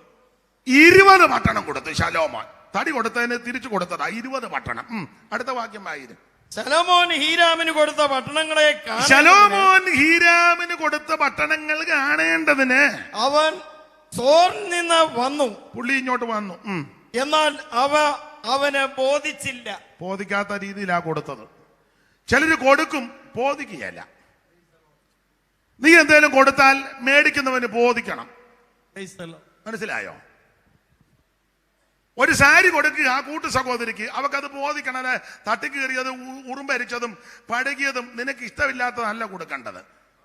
കൊടുത്തേച്ച് കീർവാണം അടിക്കുന്ന ആൾക്കാരുണ്ട്. പിന്നെ ഞാൻ കഴിഞ്ഞ ദിവസം ഒരാൾക്ക് കൊടുത്തു, ബോധിക്കുന്നില്ലല്ലോ. എന്തെങ്കിലും കൊടുത്താൽ അത് ബോധിക്കണം. അപ്പൊ ശലോമോൻ 20 പട്ടണം കൊടുത്തു, പക്ഷെ പുള്ളിക്ക് ബോധിക്കുന്നില്ല. ബോധിക്കാത്ത സ്ഥലമാ കൊടുത്തത്. അടുത്ത വാക്യം ആയിരുന്നു. സഹോദര നീ എനിക്ക് തന്ന ഈ പട്ടണങ്ങൾ എന്ത്? അയ്യോ എന്റെ സഹോദര, നീ തന്ന പട്ടണങ്ങള് എന്ത് ഇങ്ങനാന്നോടാ കൊടുക്കുന്നേ? കൊടുക്കുമ്പോ ചൊവ്വിനെ കൊടുക്കണ്ടേ? നമ്മുടെ ആൾക്കാർ കൊടുക്കുന്ന കാര്യമൊന്നും പറയാതിരിക്കുന്നതാ നല്ലത്. ജനറൽ കൺവെൻഷനും സ്റ്റേറ്റ് കൺവെൻഷനും ഡിസ്ട്രിക്ട് കൺവെൻഷനും ആഹാരം കൊടുത്തേച്ച് അവസാനം തികയത്തില്ല. മിക്കടുത്തും ചിലയിടത്ത് എല്ലായിടത്തും അല്ല, തികയത്തില്ല. എന്നുവെച്ചാൽ അവസാനം ലാസ്റ്റ് കഴിക്കാൻ വരുമ്പം സാമ്പാർ കലം കാണിക്കുക തീർന്നെന്ന്. ഒരുത്തൻ എരിശ്ശേരി കലത്തിൽ തവിയിട്ട് അടിച്ചു. സ്ഥലമൊന്നും പറയുന്നില്ല. കഴിക്കാനായിട്ട് വേറൊരാളൂടെ ചെന്നപ്പോൾ ഞാനും കണ്ടതാ, കാളാമുണ്ടനുമായിട്ട് നിൽക്കുന്നു. ഇനിയും വന്നാൽ തല്ലുവന്ന്. എവിടാന്നൊന്നും ഞാൻ പറയത്തില്ല, വെറുതെ എന്തിനാ ആലോക്യം ഉണ്ടാക്കുന്നത്. ചിലർക്ക് പിടികിട്ട് കാണും ഇന്നടുത്താന്ന്. ഞാൻ പറയത്തില്ല, ഞാൻ പറയില്ല. മൈക്കൊക്കെ വിളിച്ച് പറഞ്ഞു, നീ ആരും ഇങ്ങോട്ട് വന്നേക്കരുത്. ആട്ടെ, കൊടുക്കുക. അതിന് ഞാൻ അഭിനന്ദിക്കുന്നത് TPM-കാരെയാണ്. നിങ്ങൾ ഇണങ്ങിയാലും കൊള്ളാം, പിണങ്ങിയാലും കൊള്ളാം. എത്ര കാര്യമുണ്ട് പ്രാർത്ഥിച്ചാ ഇതെല്ലാം ചെയ്യുന്നത്. നമ്മൾ കമ്മിറ്റി കൂടിയാ ചെയ്യുന്നത്, അവിടെ പ്രാർത്ഥിച്ചാ ചെയ്യുന്നത്. നമുക്ക് മുഴുവൻ കമ്മിറ്റിയാ. കമ്മിറ്റി തന്നെ പ്രശ്നമല്ലേ. ഒരുത്തൻ പറഞ്ഞു സാമ്പാർ, ഓൻ പറഞ്ഞില്ല എരിശ്ശേരി. അത് തന്നെ 2 ഗ്രൂപ്പായി. സാമ്പാർ ഗ്രൂപ്പും എരിശ്ശേരി. എന്തോ ഒരു വിഷയമാണ്. ആട്ടെ, കൺവെൻഷൻ ആയതുകൊണ്ട് ഞാനൊന്നും പറയുന്നില്ല, അതങ്ങ് വിട്ടേക്കാം. വെറുതെ എന്തിനാ ആലോക്യം ഉണ്ടാക്കുന്നത്. പണ്ടൊരു തള്ള പറഞ്ഞ പോലെ പുതിയ വഴക്കൊന്നും ഞാൻ എടുക്കുന്നില്ല, വന്ന വഴക്ക് ഞാനിപ്പം വിടുന്നുമില്ല. പുതിയ വഴക്ക് ഞാൻ എടുക്കുന്നില്ല, പക്ഷെ വന്ന വഴക്ക് വിടുന്നില്ല എന്ന് പറഞ്ഞ പോലെ വന്ന കാര്യം ഒന്ന് പറഞ്ഞതേ ഉള്ളൂ, പുതിയത് എടുക്കുന്നില്ല.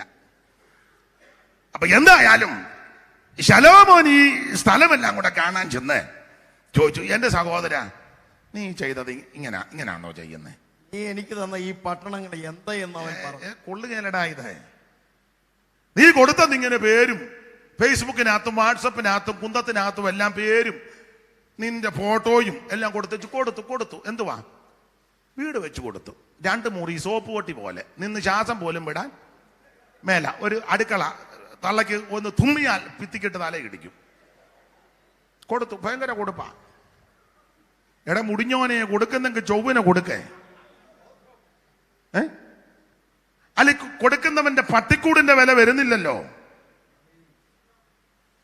കൊടുക്കുമ്പോ ഒരുമാതിരി ചൊവ്വിന് കൊടുക്ക. കണ്ടമാനം കൊടുക്കണ്ട. ഒത്തിരി പേർക്ക്, 100 പേർക്ക് കൊടുക്കണ്ട, 10 പേർക്ക് കൊടുക്കത് ചൊവ്വിനെ കൊടുക്കേ. കൊടുക്കുന്നത് വൃത്തിയായിട്ട് കൊടുക്കേ. ഈയിടെ നമ്മുടെ റിയ ട്രാവൽസ് അതിന്റെ ചുമതലപ്പെട്ട നമ്മുടെ തമ്പിച്ചായനെ നല്ല വീടാ വെച്ച് കൊടുത്തത്. അങ്ങനെ കൊടുക്കുന്ന ആൾക്കാരുണ്ട്. ഞാൻ എൻ്റെ അറിവിൽപ്പെട്ടതൊരു കാര്യം പറഞ്ഞുള്ളൂ, ധാരാളം ആൾക്കാരുണ്ട്. ചില പിന്നെ കൊടുത്താൽ മിണ്ടുകയല്ല, അവർ ദൈവം അറിഞ്ഞാൽ മതി. അങ്ങനെയുള്ളവരുമുണ്ട്. ആരും കൊടുക്കുകയല്ല നല്ല പറഞ്ഞത്. കൊടുക്കുമ്പോൾ നന്നായിട്ട് കൊടുക്കണം. സ്തോത്രം. അപ്പൊ ഈ ശലോമോനോട് ഹീരാൻ ചോദിച്ചു, എന്റെ സഹോദര, എന്തുവാ ഇത് ഇങ്ങനാണോ? വായിര്. സഹോദര, നീ എനിക്ക് തന്ന ഈ പട്ടണങ്ങൾ എന്ത് എന്ന് അവൻ പറഞ്ഞു. എന്തുവാടാ ഇങ്ങനെ? അവയ്ക്ക് ഇന്ന് വരെയും കാബൂൽ ദേശം എന്ന് പേരായിരിക്കുന്നു. പിന്നെ ഹീരാമോ രാജാവിന് 120 താലന്ത് പൊന്നു കൊടുത്തയച്ചു. ശലോമോൻ രാജാവ് യഹോവയുടെ ആലയം, അരമന. അപ്പോൾ ഈ കൊടുത്ത ദേശം ഗലീലയിൽ ഈ സ്ഥലങ്ങളാണ് കൊടുത്തിരിക്കുന്നത്. 20 പട്ടണം. ഇത് കാബൂൾ ദേശമാ എന്ന് പറഞ്ഞ ഇരുണ്ട സ്ഥലങ്ങളാ, അന്ധകാരനിബിഡമായ സ്ഥലങ്ങളാ. 2 വാക്യവും കൂടെ ചേർത്ത് വായിച്ചു. അറിവുള്ള വാക്യമാ 9:1 യെശയ്യാവ്. നമുക്ക് അറിവുള്ള വാക്യമാ 9:1 യെശയ്യാവ് 9:1. പെട്ടെന്ന് വായിച്ചു. യെശയ്യാ പ്രവചനം 9-ാം അധ്യായത്തിന്റെ 1-2 വായിച്ചു. ദൈവദാസൻ എടുത്തു കൊടുക്കുന്നത് നന്നായി. എന്നാൽ കഷ്ടതയിലിരുന്ന ദേശം. അപ്പൊ ഈ ദേശം കാബൂൽ ദേശം. അപ്പൊ ഈ ദേശത്തിന്റെ കുഴപ്പടി കഷ്ടതയുടെ ദേശമാ, കഷ്ടത ദേശം. പിന്നെ എന്നാൽ കഷ്ടതയിലിരുന്ന ദേശത്തിന് തിമിരം നിൽക്കുകയില്ല. തിമിരമുള്ള സ്ഥലമാ. പിന്നെ പണ്ട് അവൻ സെബുലൂൻ ദേശത്തിനും നഫ്താലി ദേശത്തിനും ഹീനത. അപ്പൊ ഹീനതയുള്ള സ്ഥലമാ, കഷ്ടത, തിമിരം, ഹീനത ഉള്ള സ്ഥലമാ ഇത്. പിന്നെ അവൻ കടൽ വഴിയായി യോർദാൻ അക്കരെയുള്ള ജാതികളുടെ മണ്ഡലത്തിന് മഹത്വം വരും. അപ്പൊ കഷ്ടത, തിമിരം, ഹീനത നല്ല ദേശമല്ല. ഇനിയും വായിച്ചോ, മത്തായി 4:12 കൂടെ ചേർത്തങ്ങ് വായിച്ചു. ഇതെല്ലാം നമുക്ക് അറിവുള്ള വാക്യമാ, എങ്കിലും ഓർപ്പിക്കുന്നേ ഉള്ളു. 4:12 വായിച്ചു. യോഹന്നാൻ തടവിലായി എന്ന് കേട്ടാറെ അവൻ ഗലീലയ്ക്ക് വാങ്ങിപ്പോയി. നസറേത്ത് വിട്ട് സെബുലൂന്റെയും നഫ്താലിയുടെയും അതിരുകളിൽ കടൽക്കരയുള്ള കബർന്നഭൂമിൽ ചെന്ന് പാർത്തു. സെബുലൂൻ ദേശവും നഫ്താലി ദേശവും കടൽക്കരയിലും യോർദാനക്കരയുമുള്ള നാടും ജാതികളുടെ ഗലീലയിലെ കാനാവില അത്ഭുതം നടന്നത്. ജാതികളുടെ ഗലീല ഇരുട്ടിയിരിക്കുന്ന. അപ്പൊ ഈ ദേശത്തിന്റെ കുഴപ്പടി, തിമിരം, ഹീനത, ഇരുട്ട്, കഷ്ടത മുഴുവൻ പരുവക്കേടുള്ള സ്ഥലമാണ്. സ്തോത്രം.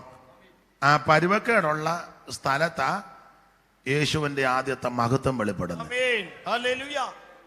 ഇന്ന് രാത്രി നിന്റെ കുടുംബത്തിന്റെ പരുവക്കേട് യേശു മാറ്റിത്തരും.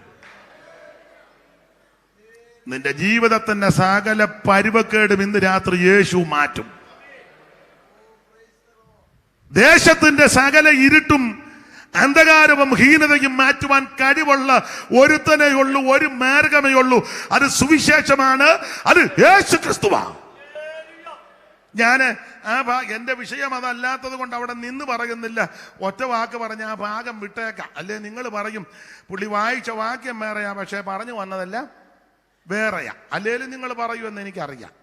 എന്തേലും പറയാതിരിക്കുകയല്ല. ഇപ്പൊ തന്നെ പറയുന്നുണ്ട്, അടക്കം പറയുന്നുണ്ട്. വിഷയത്തിനൊന്നും ഞാൻ കാണുന്നുണ്ട് അതല്ല. പിന്നെ അപ്പൊ ശ്രദ്ധിക്കുക, ഒരു കാര്യം പറഞ്ഞ ആ ഭാഗം വിടാം. ഇരുട്ടിയിരുന്ന ജനം വലിയൊരു വെളിച്ചം കണ്ട്. കാരണം സാക്ഷാൽ വെളിച്ചമാകുന്ന യേശു അവിടെ ചെന്നു.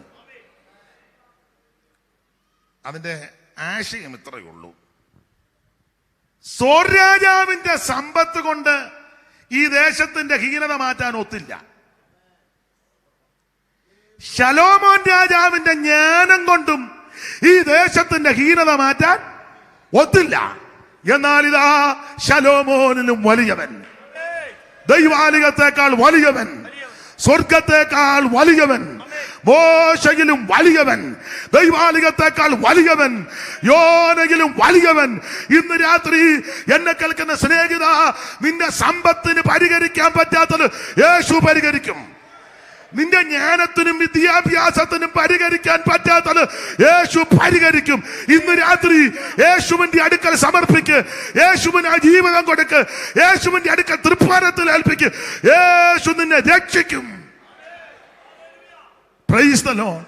യേശു എനിക്കെത്ര നല്ലവനാ, ക്ലേശമേ ശാദനെ കാത്തവൻ.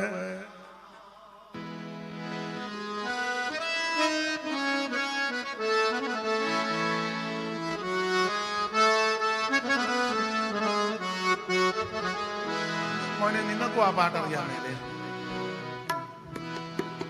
മതി. ഓ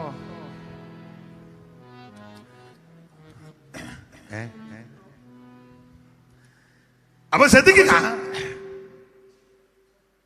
ഹീരാമിന്റെ സമ്പത്തിന് പരിഹരിക്കാൻ പറ്റാത്ത ദേശത്തിന്റെ ഹീനത യേശുവിനാൽ നിറവേറി.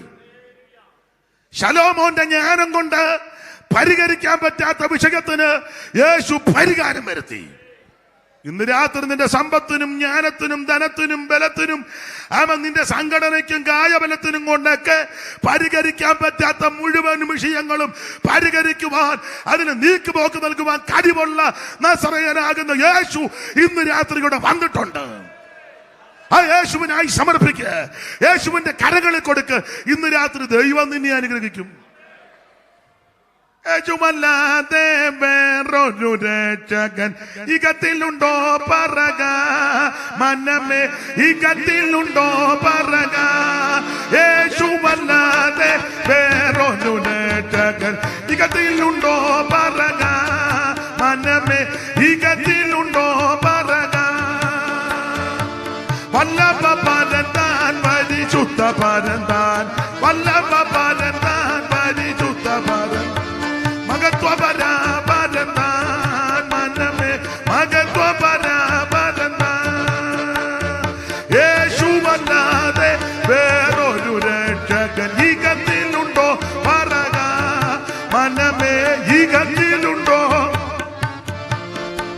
ശ്രദ്ധിക്കുക, യേശുവിനാൽ സകലതും പരിഹരിക്കും. അത് 3-ാം അധ്യായത്തിലേക്ക് വരുമ്പോൾ നിക്കോദോമസുമായിട്ട് നമ്മുടെ കർത്താവ് സംഭാഷിക്കുന്ന സംഭാഷണ പരമ്പരയാണ്. അങ്ങനെ നിക്കോദോമായുമായി സംസാരിച്ചു വന്ന കൂട്ടത്തിൽ പറഞ്ഞ ഒരു പദമാണ് ഇന്ന് രാത്രി ഈ തിരുവചന ചിന്തയ്ക്ക് അടിസ്ഥാനമായിട്ട് വായിച്ചത്. സമയം ഇല്ലെങ്കിലും അതിൽ നിന്ന് 1-2 കാര്യം സൂചിപ്പിച്ച് അങ്ങ് നിർത്താം. വായിച്ചോ 3:14. മോശ മരുഭൂമിയിൽ സർപ്പത്തെ ഉയർത്തിയതുപോലെ, മോശ മരുഭൂമിയിൽ സർപ്പത്തെ ഉയർത്തിയതുപോലെ മനുഷ്യപുത്രനെയും ഉയർത്തേണ്ടതാകുന്നു, മനുഷ്യപുത്രനെയും ഉയർത്തേണ്ടതാകുന്നു. ദൈവത്തിന് സ്തോത്രം. മോശ മരുഭൂമിയിൽ സർപ്പത്തെ ഉയർത്തിയതുപോലെ ഇന്ന് രാത്രി മനുഷ്യപുത്രനും ഉയർത്തപ്പെടണം. ആമേൻ. ഈ ചരിത്ര പശ്ചാത്തലം നിങ്ങൾക്കറിയാം. ഇസ്രായേൽ യാത്ര ചെയ്ത് ഈ സർപ്പത്തെ ഉയർത്തിയത് എവിടാണെന്ന് വേദപുസ്തകം പഠിക്കുന്ന നിങ്ങൾക്കറിയാം. അറിയാത്ത ആരേലും ഉണ്ടെങ്കിൽ അവരുടെ അറിവിന് 1-2 കാര്യം അവിടെ നിന്ന് പറഞ്ഞേച്ച് ഇങ്ങോട്ട് വരാം. സർപ്പത്തെ ഉയർത്തിയത് സംഖ്യാപുസ്തകത്തിലാണ്. നമുക്കറിയാം ഇസ്രായേൽ യാത്ര ചെയ്ത് ഇങ്ങനെ വരികയാണ്. ചെങ്കടല് മിസ്രയീമിൽ റമസേസിൽ നിന്നിറങ്ങി സുക്കോത്ത് കഴിഞ്ഞ് പീദാര് കഴിഞ്ഞ് ഏതാര് കഴിഞ്ഞ് ചെങ്കടൽ കഴിഞ്ഞ് അക്കരെ കയറി ഷൂറിൽ വന്നു, മാറയിൽ വന്നു, എലീമിൽ വന്നു, അർണോന് വന്നു, പാറാനിറങ്ങി, തരിവിറങ്ങി, പിന്നെ സീനിന്റെ കിഴക്കേറ്റത്ത് വന്നു, അർണോൻ പർവ്വതത്തിന് താഴെ വന്നു, പിന്നെ ചെങ്കടലുമായിട്ട് തിരിഞ്ഞു, പിന്നെ വരെ വീണ്ടും ദൈവം ഒന്ന് ചുറ്റിച്ചു. ഏതാണ്ട് 40 കൊല്ലം കൊണ്ട് 42 ഇടങ്ങളിൽ പാളയം അടിച്ച് ഇങ്ങനെ കടന്നു വരിക. വന്ന് ഒടുവിൽ ഈ ഹോർ പർവ്വതമൊക്കെ വിട്ടിങ്ങോട്ട് വരിക. 21:4 മുതൽ വായിച്ചു. 21:4 സംഖ്യാപുസ്തകം. പിന്നെ അവർ ഏതോം ദേശത്ത് ചുറ്റിപ്പോകുവാൻ ഹോർ പർവ്വതത്തെങ്കിൽ നിന്ന് ഞങ്ങളുടെ വഴിയായിട്ട് യാത്ര പുറപ്പെട്ടു. വഴി നിമിത്തം ജനത്തിന്റെ മനസ്സ് ക്ഷീണിച്ചു. ജനം ദൈവത്തിന്റെ മോശയ്ക്കും വിരോധമായിട്ട് സംസാരിച്ചു. മരുഭൂമിയിൽ മരിക്കേണ്ടതിന് നിങ്ങൾ ഞങ്ങളെ മിസ്രയീം ദേശത്ത് കൊണ്ടുവന്നത് എന്തിന്? ഇവിടെ അപ്പവുമില്ല വെള്ളവുമില്ല, സാരമില്ലാത്ത ആഹാരം ഞങ്ങൾക്ക് വെറുപ്പാകുന്നു പറഞ്ഞു. അപ്പോൾ അടുത്തത്, യഹോവ ജനത്തിന്റെ ഇടയിൽ അഗ്നിസർപ്പങ്ങളെ ഇതാ സംഭവം. അപ്പോൾ യഹോവ ജനത്തിന്റെ ഇടയിൽ അഗ്നിസർപ്പത്തെ അയച്ചു. അവ ജനത്തെ കടിച്ചു. ഇസ്രായേലിൽ വളരെ ജനം മരിച്ചു, ധാരാളവണ്ണം മരിച്ചു വീണു. ആകയാൽ ജനം മോശയുടെ അടുക്കൽ വന്ന് ഞങ്ങളെ യഹോവയ്ക്കും നിനക്കും വിരോധമായി സംസാരിച്ചു. ഞങ്ങളുടെ സംസാരം അത്ര നല്ലതല്ല, ഞങ്ങൾക്ക് സംസാരിച്ചതിനാൽ പാപം ചെയ്തിരിക്കുന്നു. പിന്നെ സർപ്പങ്ങളെ ഞങ്ങളുടെ ഇടയിൽ നിന്ന് നീക്കിക്കളവാൻ യഹോവയോട് പ്രാർത്ഥിക്കണം. പിന്നെ എന്താ എന്ന് പറഞ്ഞു. മോശ ജനത്തിനു വേണ്ടി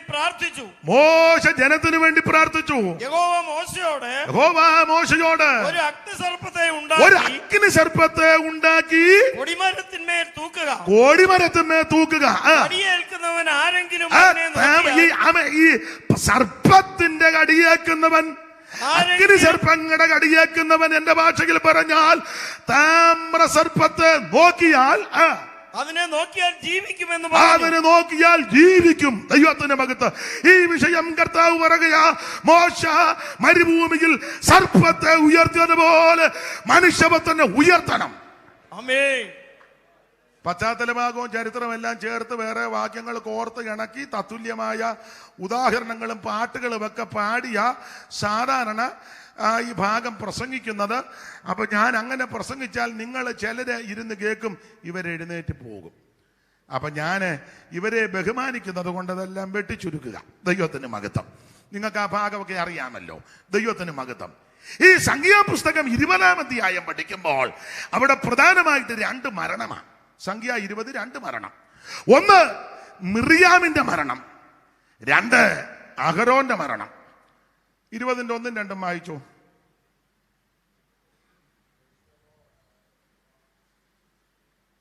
അനന്തരം ഇസ്രായേൽ മക്കളുടെ സർവ്വസഭയും 1-ാം മാസം സീൻ മരുഭൂമിയിലെത്തി. ജനം കാദേശിൽ പാർത്തു. അവിടെ വെച്ച് മിരിയാം മരിച്ചു. കാദേശിൽ വെച്ച് മിരിയാം മരിച്ചു. അവിടെ അവളെ അടക്കം ചെയ്തു. ഈ മിരിയാമിന്റെ മരണത്തിൽ നടുങ്ങി. കാരണം മിരിയാം മരിച്ചതിനെ പറ്റി വേദ പഠിതാക്കൾ ഈ ഭാഗമൊക്കെ പഠിച്ചവര് പറയുന്നത് മിരിയാം വെള്ളം ഇറക്കാതെ എത്തുന്ന, വെള്ളം കുടിക്കാതാ അല്ല, ജീവിച്ചപ്പോ ഒത്തിരി പേരെ വെള്ളം കുടിപ്പിച്ചതാ. വിശേഷിച്ച് സംഖ്യ 12 ആങ്ങളെ നന്നായിട്ട് വെള്ളം കുടിപ്പിച്ചതാ. ഈ തള്ളയും മൂത്ത ആങ്ങളെയും കൂടെ ചേർന്ന് വീടാന്തരം കയറി നന്നായിട്ട് കുരുക്കൊപ്പിച്ച തള്ളയാ. ഇപ്പൊ തന്നെ വെള്ളം കുടിക്കാതെ ചത്തു. അങ്ങനെയൊക്കെ ഉണ്ടാകും. വെള്ളം കുടിക്കാതെ ആകുന്ന ആൾക്കാർ നമ്മുടെ ഇടയിലുമുണ്ട്. പ്രയാസം വരുമ്പോൾ അങ്ങോട്ട് കൊണ്ടുപോകും, അകത്തോട്ട് കയറ്റി നമ്മളിങ്ങനെ നോക്കി നിൽക്കുക. അവരെല്ലാം കൂടെ ഇണക്കിയിട്ടിരിക്കുക. വെള്ളം ഇറങ്ങാതാ ജാകുന്നത്. കൊണ്ടു ചെന്നപ്പോഴേ ചത്തു. എന്നാലും പിന്നെ കാശുള്ള വീട്ടുകാരാണ് അവർ പറയും ചെറിയ അനക്കം ഉണ്ടെന്ന്. ആരനങ്ങിട്ടാ നമ്മൾ വെളിയിൽ നിൽക്കുക. എങ്ങനെയുണ്ട്? ഇന്നലെ ഇടത്തെ കണ്ണ് ചെറുതായിട്ടൊന്ന് അനക്കി. നമ്മൾ ചെന്നപ്പോഴേ പറഞ്ഞു 3 പേര് കാനഡയിലും, ഒരാൾ അമേരിക്കയിലും, ഒരുത്തൻ ലണ്ടനിലും ഉണ്ടെന്നപ്പോഴേ അവർക്ക് മനസ്സിലായി ചില പണിയും കൂടെ നടപ്പുണ്ട്. തള്ളേനെ ഇവിടെ ഇട്ടെങ്കിൽ അതിനെ അവർ പറഞ്ഞ കണ്ണൊന്ന് അനങ്ങുന്ന ഇടത്തെ കണ്ണ് മിക്കവാറും. അവിടെ ഞാൻ ആ ഭാഗത്തേക്കൊന്നും പോകുന്നില്ല. ബിസിനസ്സും കൂടെ ആണല്ലോ ഇത്. എന്തായാലും കൊള്ളാം. മിരിയാം മരിച്ചത് വെള്ളം കുടിക്കാനാ. അടുത്ത വാക്യം വായിക്കുമ്പോ തെളിയും. ജനത്തിന് കുടിപ്പാൻ വെള്ളമുണ്ടായിരുന്നില്ല. ആ സ്ഥലത്ത് വന്നപ്പോ വെള്ളമില്ലായിരുന്നു, വെള്ളം ഇറക്കാതായാത്തത്.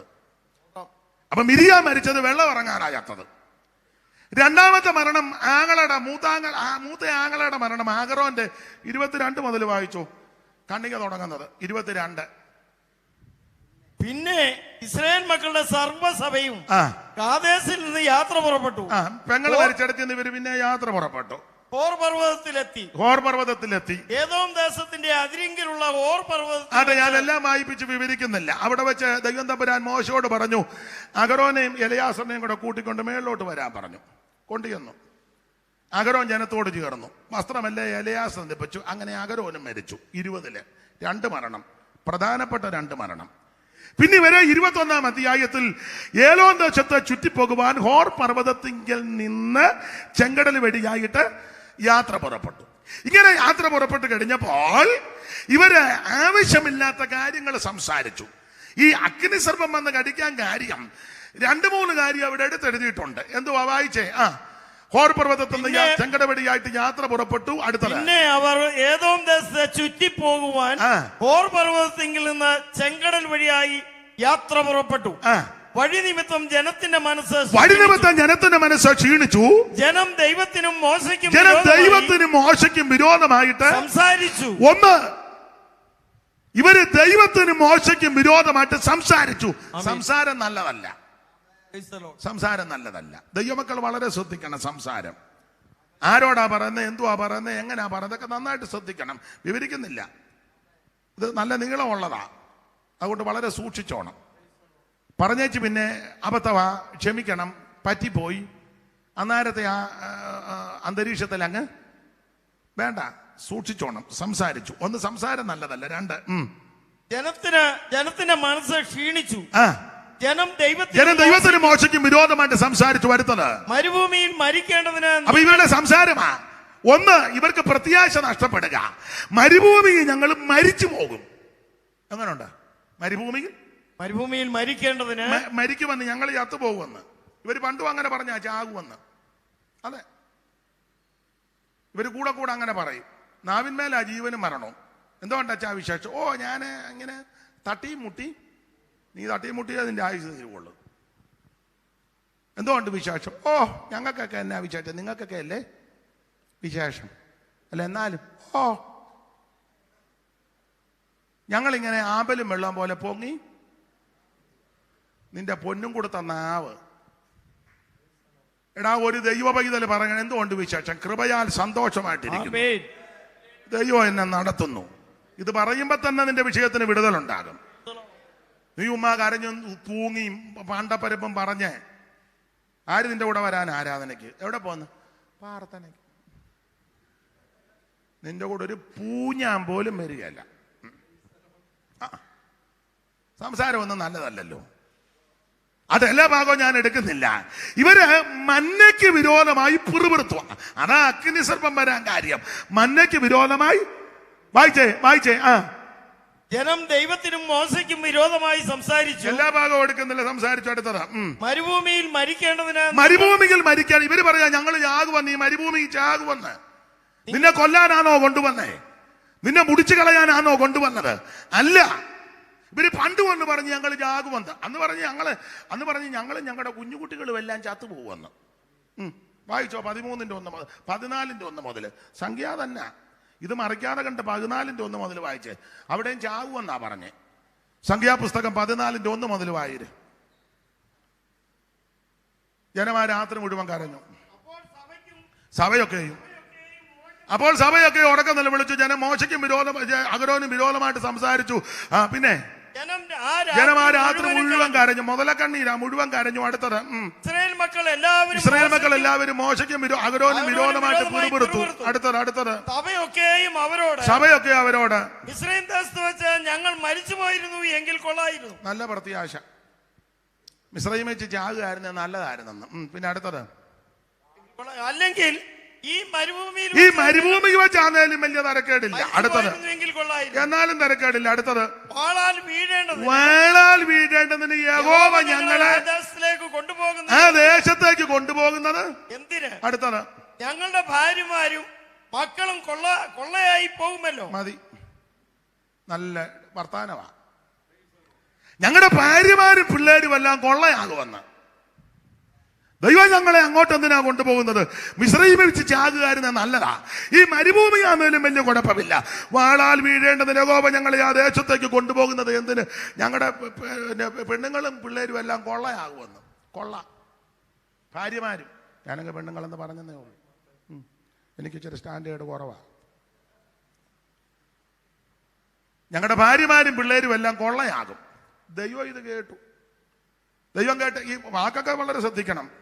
ദൈവം കേട്ടേച്ച് പറഞ്ഞടാ കൊള്ളയാകുമെന്ന് പറഞ്ഞ പിള്ളേരെല്ലാം അങ്ങ് ചെല്ലും, നീ ഒരെണ്ണം കയറുകയല്ലെന്ന് പറഞ്ഞു. വായിച്ചു ആവർത്തനം 1:38. മറ്റേത് മറിക്കരുത്, മറിക്കാതെ കണ്ട് ഇത് വായിക്കണം. ആവർത്തനം 1:38. ആവർത്തനം പിന്നെ വായിച്ചു. ആരൊക്കെ ലിസ്റ്റ്? കനാനി പോകുന്ന ലിസ്റ്റ്. നിന്റെ ശുശ്രൂഷകനാകുന്ന ന്യൂനമകൻ യോശുവ അവിടെ ചെല്ലും, അവനെ ധൈര്യപ്പെടുത്തുക. അവനാകുന്നു ഇസ്രായേൽ മക്കൾക്ക് ദേശം കൈവശമായി കൊടുക്കേണ്ടത്. അടുത്ത വാക്യം. കൊള്ളയാകുമെന്ന് നിങ്ങൾ പറഞ്ഞ കൊള്ളയാകുമെന്ന് നിങ്ങൾ പറഞ്ഞ നിങ്ങളുടെ കുഞ്ഞുകുട്ടികളും ഇന്ന് ഗുണദോഷങ്ങളെ തിരിച്ചറിയാത്ത നിങ്ങളുടെ മക്കളും അവിടെ ചെല്ലും. അതാ പണ്ടൊരാൾ വായിച്ചു, കൊള്ളയാകുമെന്ന് പറഞ്ഞ കുഞ്ഞൂട്ടി അങ്ങ് ചെല്ലുവന്ന്. കുഞ്ഞൂട്ടി പോകാൻ ഒരു സാധ്യത ഇല്ല. കുഞ്ഞൂട്ടിയും പോകാൻ സാധ്യത, കുഞ്ഞുകുഞ്ഞൂട്ടിയും പോകാൻ സാധ്യതയില്ല. കൊള്ളയാകുമെന്ന് പറഞ്ഞ കുഞ്ഞുകുട്ടികളും ഇന്ന് ഗുണദോഷങ്ങളെ തിരിച്ചറിയാത്ത സകലതും അവിടെ ചെല്ലും. അപ്പൊ ഇവര് കൂടെ പറയാ ചത്തുപോകുമെന്ന്, ഞങ്ങളെ കൊല്ലും. ഇവിടെ ഇത് തന്നെ പറഞ്ഞത്, മരുഭൂമിയിൽ മരിക്കേണ്ടതിന് നിങ്ങൾ ഞങ്ങളെ കൊണ്ടുവന്നത് എന്തിന്? ഇവിടെ അപ്പവുമില്ല വെള്ളവുമില്ല, ഈ സാരമില്ലാത്ത ആകാരം ഞങ്ങൾക്ക് വെറുപ്പ. ഒറ്റ വാക്കി പറഞ്ഞാൽ ഇവർ മന്നയ്ക്കെതിരെയാ സംസാരിച്ചത്. എന്നെ കേൾക്കുന്ന പ്രിയരെ, മന്ന യേശു ക്രിസ്തുവിന് നിഴല. ആ മന്നയ്ക്കെതിരെ അഗ്നിസർപ്പം വരാൻ കാരണം ഇവര് മന്നയ്ക്കെതിരെ സംസാരങ്ങൾ നടത്തി. മന്ന യേശു ക്രിസ്തുവിന് നിഴല. എന്തുവാ നിഴലാകാൻ കാര്യം? ഒന്ന് രണ്ട് കാര്യം പറഞ്ഞാൽ ഭാഗമിട. ഈ മന്നയെ പറ്റി നമ്മൾ 3 സ്ഥലത്താ പഠിപ്പിക്കുന്നത്.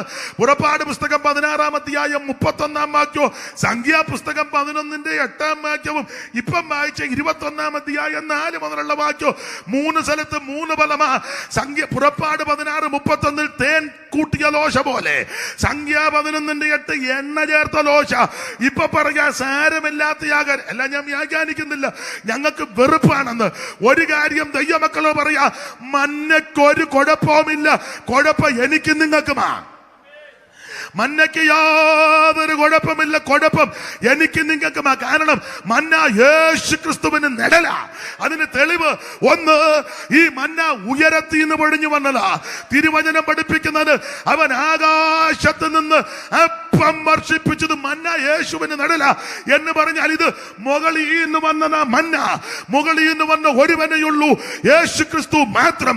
ഫിലിപ്പിയ ലേഖനം പഠിപ്പിക്കുന്നത് ദൈവരൂപത്തിൽ ഇരിക്കെ ദൈവത്തോടുള്ള സമത്വം മുറുകെ പിടിച്ചുകൊള്ളണമെന്ന് വിചാരിക്കാതെ ദാസരൂപമെടുത്ത് വേഷത്തിൽ മനുഷ്യനായി തന്നെത്താൻ താഴ്ത്തി ക്രൂശിലെ മരണത്തോളം അനുസരണമുള്ളവനായി തന്ന യേശു ക്രിസ്തുവിന്റെ നിഴലാണ് മന്ന.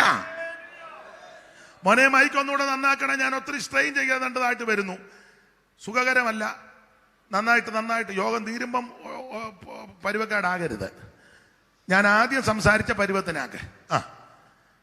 അപ്പൊ ശ്രദ്ധിക്കുക, ഈ മന്ന കുഞ്ഞോച്ചാ 10:30 കഴിഞ്ഞ് വിളിക്കാൻ പറ. അപ്പൊ ശ്രദ്ധിക്കുക, ഞാനാ പ്രസംഗിക്കുന്ന പറ 10:30. അപ്പൊ ശ്രദ്ധിക്കുക, ഈ മന്ന യേശു ക്രിസ്തുവിന് നിഴല. ഇത് മുകളിൽ നിന്ന് വന്നതാ. സ്വർഗം വിട്ട് ഇറങ്ങി വന്നു, സ്വർഗമഹിമകൾ വെടിഞ്ഞു, ഏഴയ്ക്കു വേണ്ടി യേശു യാഗമായി. സ്വർഗം വിട്ടിറങ്ങി വന്നു, സ്വർഗമഹിമകൾ വെടിഞ്ഞു, ഏഴയ്ക്കു വേണ്ടി യേശു യാഗമായി. മോനെ എനിക്ക് ഒരു സുഖം വരുന്നില്ല. ഞാൻ ഒത്തിരി ശക്തി എടുക്കേണ്ടതായിട്ട് വരുന്നത്. അതെന്താ അങ്ങനെ? എന്തോ അതിന് പറഞ്ഞു. ഇതിന്റെ ആണോ? അത് പോയോ? ഞാനേ ഒത്തിരി അങ്ങ്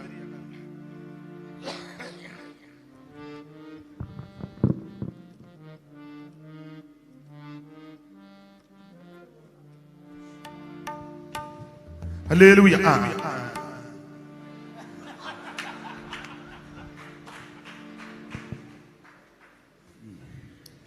എന്നാ ഞാൻ ഇച്ചിരി കൂടെ പ്രസംഗിക്കാം.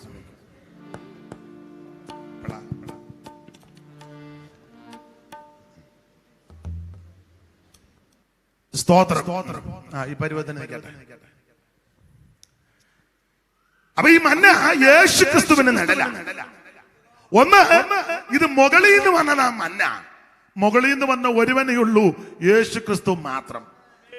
2, ഈ മന്ന ക്രിസ്തുവിന് നിഴലാകാൻ കാര്യം ഇത് വളരെ ചെറുതാ മന്ന. കൊത്തമ്പാലരി പോലെ, ഏതാണ്ട് മല്ലിയുടെ വലിപ്പമൊക്കെ അങ്ങനെയാണെന്ന് വെച്ച ബേച്ചായ എന്ന് പറയുന്നു. അച്ചായനൊക്കെ നന്നായിട്ട് പഠിച്ചതായി എനിക്ക് തോന്നുന്നു. SABCയിലാ പഠിച്ചത്. 10-60 കൊല്ലം മുമ്പെങ്ങാണ്ടാ പഠിച്ചത്. അതുകൊണ്ട് ഞാൻ പേടിച്ചാ നിൽക്കുന്നത്. നമ്മളിതുവരെ കണ്ടിട്ട് പോലില്ല SABC എന്നാന്ന് പോലും. അപ്പൊ എന്തായാലും ഈ മന്ന വളരെ ചെറുതാ എന്ന് പറഞ്ഞാൽ വലിയവനായ ദൈവം എന്നെയും നിങ്ങളെയും രക്ഷിപ്പാൻ ചെറുതായി. അതാ മന്ന. നമ്മുടെ വലിപ്പഭാവം ഒന്നും ചെലവാകുകയല്ല കേട്ടോ. ഞാൻ വലിയ പുള്ളിയാ, ഞാൻ IPCയിലെ വലിയ പുള്ളിയാ, ചർച്ചോക്കോടിലെ വലിയ പുള്ളിയാ, ഞാൻ ഷാരോനിലെ വലിയ പുള്ളിയാ, ഞാൻ അസംബ്ലി സ്ക്വാഡിന്റെ വലിയ പുള്ളിയാ. നിന്റെ ഒരു കോഴ്സും നടക്കുകയല്ല. ഞാൻ അനീഷ് കാവാലമാ, ഞാൻ TPMലാ, ഞാൻ ഇവിടുത്തെ ആദ്യത്തെ. ഇതൊന്നും അവിടെ ചെലവാകും. തണ്ട് വെച്ച പടകും പ്രതാപമുള്ള കപ്പലൊന്നും അങ്ങ് ചെല്ലത്തില്ല. അവൻ താഴ്മയുള്ളവരെ മാത്രം ദൈവം ഉയർത്തും. Price the Lord. ഈ മന്ന ചെറുത്. വലിയവനായ ദൈവം എന്നെയും നിങ്ങളെയും രക്ഷിപ്പാൻ ചെറുതായി എന്ന് പറഞ്ഞാൽ ഈ കാണുന്ന അണ്ടകടാകം ബ്രഹ്മാണ്ട കോടിടാണ്ടം നമ്മൾ ചിന്തിക്കാലൊക്കെ നമുക്ക് ഭ്രാന്തുണ്ടാകും. ബ്രഹ്മാണ്ടം കോടിടാണ്ടം പ്രകടിത ഘടകം നൽപ്പലാണ്ടം തൃണാണ്ടം ഡംബം ഡംബം ഡിംബാഡിംബം എന്നൊക്കെയാ ഈ കാണുന്ന നക്ഷത്ര പങ്കുതികളും ഇന്ദു പ്രകാശം ഒളിക്കും ദിവാകരൻ ഉദിച്ച് ഉയർന്നളവിലെന്ന 9 കോടിയോട് 30 ലക്ഷം മൈൽ അമ്പരക്കുമാർ അകലത്തിലാണ് അസ്കരൻ. പ്രേക്ഷകർ എണ്ണിയിട്ടുള്ള നക്ഷത്രമാകമാനം സൂക്ഷ്മമായ 60 കോടി. അന്നെണ്ണിയപ്പോൾ കോടിക്കണക്കിന് നക്ഷത്രങ്ങൾ വാരി വെതറിയിട്ടിരിക്കുന്ന ഈ ബ്രഹ്മാണ്ട കോടിടാണ്ടം, ആ ബ്രഹ്മാണ്ട കോടിടാണ്ടത്തിലെ പല ഗോളങ്ങൾ സൂര്യനേക്കാൾ വലിപ്പമുള്ളതും ഭൂമിയേക്കാൾ വലിപ്പമുള്ളതുമായ 100 കണക്കിന് 1000 ലക്ഷക്കണക്കിന് ഗോളങ്ങൾ കിടക്കുമ്പോൾ അതിലൊരു ചെറിയ പൊട്ട് പോലായി ഈ ഭൂമി മറ്റു ഗോളങ്ങളിൽ ചെന്ന് നോക്കിയാൽ അറിയാം ഭൂമിയുടെ വലിപ്പം. ഒരു പൊട്ട്, ആ പൊട്ട് പോലുള്ള ഭൂമിയിൽ 4/3 ഭാഗവും വെള്ളം. കര തന്നെ കുറച്ചേ ഉള്ളു. കരകിൽ തന്നെ പല പരുവക്കേട. ആ കരകിടെ ഒരു ചെറിയ പൊട്ട് പോലുള്ള സ്ഥലം ആ പലസ്തീന്, ഒരു ചെറിയ നാട്. സൂക്ഷിച്ചു നോക്കിയാലേ കാണൂ, എന്നാലും കാണുകയില്ല. പലസ്തീന്, അവിടെ ഒരു ചെറിയ ഗ്രാമമാ നസറേത്ത്. അവിടെ ഒരു ചെറിയ, എൻ്റെ ഭാഷ, ഒരു ചെറിയ വീട്. ആ ചെറിയ വീട്ടിൽ ഒരു ചെറിയ പെൺകുട്ടി, ഒരു 5.5 അടി പൊക്കം, ചിലപ്പോൾ കൂടാനും കുറയാനും സാധ്യത ഉണ്ട്. അത് പറഞ്ഞു സഭ രണ്ടാകരുത്. 5.5 അടി അല്ലെ 5 അടി. ഒരു ചെറിയ സഹോദരി, യോഗ്യ, മാന്യ, നല്ലൊരു മാന്യ സഹോദരി, കന്യക. ആ കന്യകയുടെ ഉദരത്തിൽ സാധാരണ പഴയ കണക്ക് 1 ചാൺ വയറെന്നൊക്കെയാ പറയുന്നത്. ആയിക്കോട്ടെ, 1 ചാൺ വയർ അളവാ. ഇതിനകത്ത് എൻ്റെ ഭാഷയിലങ്ങ് പറയാ, സയൻസ് ഒന്നും പഠിച്ചതല്ല, പോഷത്തരവാനെ തെറ്റുണ്ട്, ക്ഷമിക്കണം. ഇതിനകത്തൊരു ഗർഭപാത്രം. മനസ്സിലാക്കണം, ഈ ബ്രഹ്മാണ്ട കോടിടാണ്ടത്തിൽ കോടിക്കണക്കിന് നക്ഷത്രങ്ങൾ, ഭൂമിയേക്കാൾ വലിപ്പമുള്ള നക്ഷത്രങ്ങളുള്ള ഈ അണ്ടകടാകത്തില് ഒരു ചെറിയ പൊട്ടാകുന്ന ഭൂമിയുടെ 4/3 ഭാഗവും വെള്ളം, 1 ഭാഗം കര.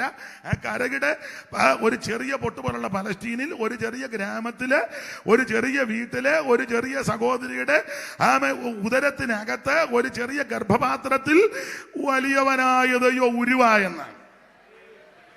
Praise the Lord. വലിയവനായ ദൈവം ഉരുവായി. അതാ മന്ന. ചെറുതായി ഒരു മാന്യ യുവതയുടെ ഗർഭപാത്രത്തിൽ ചെറുതായി ഉരുവായ നസറേയനാകുന്ന യേശു ക്രിസ്തു. അതാണ് മന്ന. എന്തിനാണെന്നറിയാമോ? എന്റെയും നിന്റെയും വലിപ്പമല്ല ഒന്ന് കുറയ്ക്കാനും, നമ്മൾ വലിയവരല്ലെന്ന് സമ്മതിക്കാനും, നമ്മുടെ വലിപ്പം കൊണ്ടൊന്നും നടക്കത്തില്ലെന്ന് അംഗീകരിച്ച് വലിയവനായ ദൈവത്തെ ഭജിക്കുവാൻ, വലിയവനായ ദൈവത്തെ സേവിക്കുവാൻ, എനിക്ക് നിനക്ക് വേണ്ടി വലിയവനായ ദൈവം ചെറുതായിട്ട് ഇറങ്ങി വന്നെന്ന്. ദൈവത്തിന് മഹത്വം, ദൈവത്തിന് മഹത്വം. മനുഷ്യനായി കാണപ്പെട്ടോ വേഷത്തിൽ മനുഷ്യനായി. ഓ മനുഷ്യ ജന്മം എടുത്ത നിന്നെ വാഴ്ത്തിടുന്നേ ഞാൻ. മനുഷ്യ ജന്മം എടുത്ത നിന്നെ വാഴ്ത്തിടുന്നു ഞാൻ. ഓ വാഴ്ത്തിടുന്നു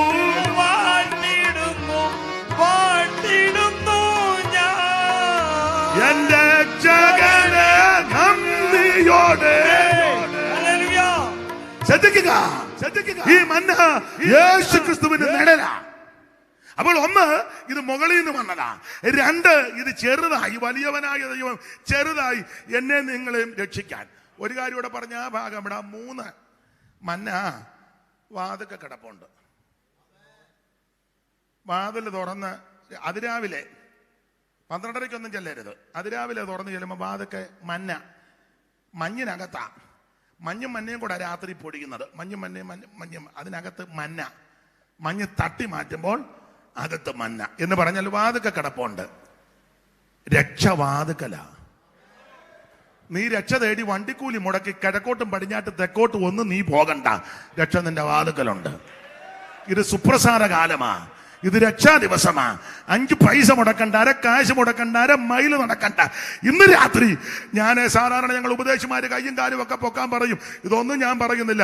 ഇരിക്കുന്ന ഇടത്തിരുന്ന ഒരൊറ്റ പ്രാർത്ഥന, യേശുവേ എന്നെ രക്ഷിക്കണം, എന്റെ പാപം മോചിക്കണം, എന്റെ ഉള്ളത്തിലേക്ക് വരണം. ഇന്ന് രാത്രി ആര് പ്രാർത്ഥിക്കും അവരെ യേശു രക്ഷിക്കും. ഒരു ദിവസം ഇതാ മന്ന. ഈ മന്നയെ ഇവർ ആക്ഷേപിച്ചു. സാരമില്ലാത്ത ആകാരം വെറുപ്പാന്ന് പറഞ്ഞത് ദൈവത്തിന് ഇഷ്ടപ്പെട്ടില്ല. അഗ്നി സർപ്പത്തെ അയച്ചു.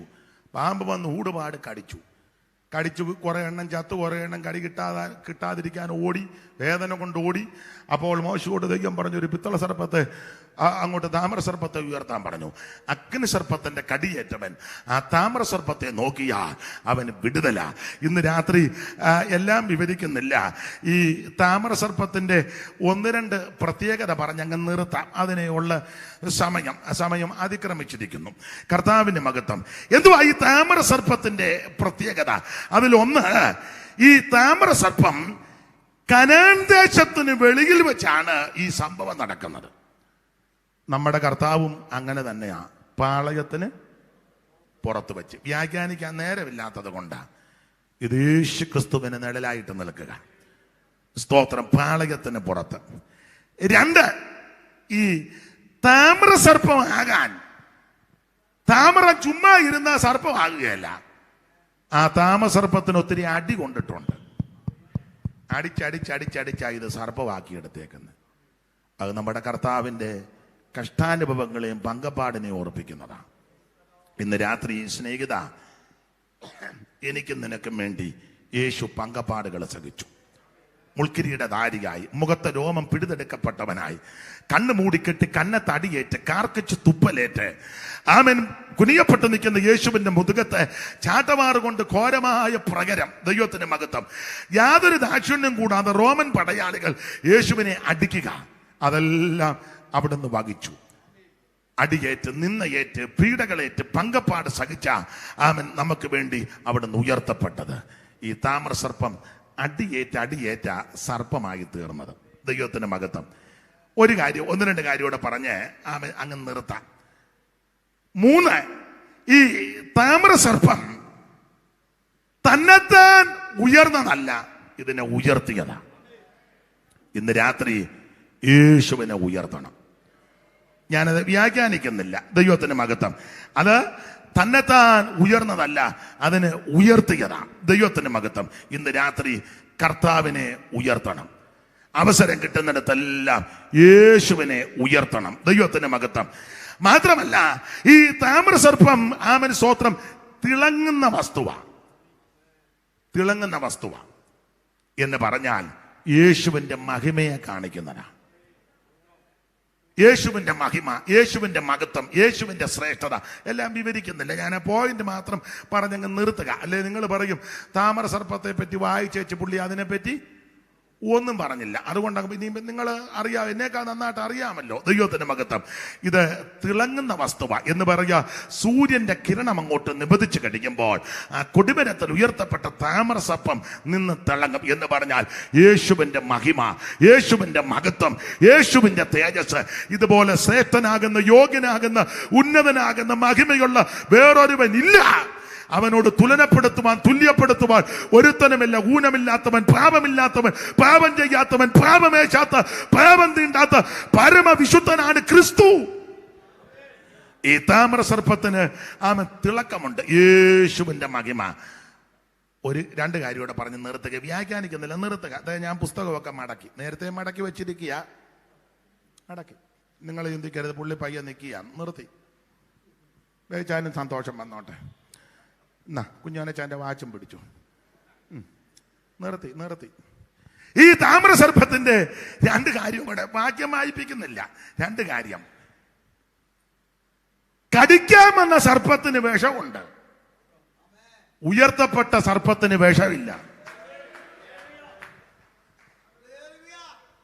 മരുഭൂമിയിൽ കടിച്ച സർപ്പത്തിന് വിഷമുണ്ടെന്ന്. ഇന്നും ആ വിഷം അനേക വ്യക്തികളെയും കുടുംബങ്ങളെയും തകർത്തോണ്ടിരിക്കുക. എന്നാൽ ഇന്ന് രാത്രി അങ്ങനെയുള്ളവരോട് പറയട്ടെ, ഇവിടെ ഇതാ ഉയർത്തപ്പെട്ടൊരു താമര സർപ്പമുണ്ട്, അതിന് വിഷമില്ല. ആ സർപ്പത്തെ നോക്കിയാൽ, ആ സർപ്പത്തിലേക്ക് നോക്കിയാൽ നിന്റെ സകല ശാപം മാറും, സകല പാപം നീങ്ങും, സകല കെടുതി മാറും. ഇന്ന് രാത്രി അവനേക്ക് കണ്ണുകൾ ഉയർത്ത്. വ്യാഖ്യാനിക്കുന്നില്ല, നിർത്തുക. ഒന്നുകൂടെ പറഞ്ഞു നിർത്തിയേക്കാം. സംഖ്യാപുസ്തകം 21 സർപ്പങ്ങൾ വന്നെന്ന അഗ്നി സർപ്പങ്ങളെ, അങ്ങനല്ലേ, അഗ്നി സർപ്പങ്ങള്. എന്നാൽ കൊടിമരത്തിൽ ഉയർത്തിയപ്പെട്ടത് സർപ്പങ്ങളല്ല, സർപ്പം ഒരുവൻ മാത്രം. രക്ഷപ്പെടാൻ ഒറ്റ മാർഗമേ ഉള്ളൂ, ഒരുവൻ മാത്രമേ ഉള്ളൂ, അത് നസറേയനാകുന്ന യേശു. മോശ മരുഭൂമിയിൽ സർപ്പത്തെ ഉയർത്തിയതുപോലെ നമ്മുടെ ആയുസ് മുഴുവൻ ആമൻ യേശുവിനെ ഉയർത്താം. പാപമില്ലാത്തവൻ, ശാപമില്ലാത്തവൻ, ദോഷമില്ലാത്തവൻ, പരമവിശുദ്ധനാകുന്ന ക്രിസ്തു ഇന്ന് രാത്രി ആമന കർത്താവിന് കരമുയർത്തി മഹത്വം കൊടുത്താട്ടെ. യേശു ക്രിസ്തു മാത്രം ഏകദൈവം, കർത്താവിനെ രക്ഷകനായി സ്വീകരിച്ച് സ്നാനപ്പെട്ട് അഭിഷേകം പ്രാപിച്ച് തിരുമേശികെടുത്ത് വേർപാട് പാലിച്ച് കൂട്ടായ്മ ആചരിച്ച് പ്രാർത്ഥന കഴിച്ച് അപ്പോസ്തലിക ഉപദേശത്തിലെ അടിയുറച്ച് നിന്ന് കർത്താവിന്റെ വരവിനായി നമുക്കൊരുങ്ങാം.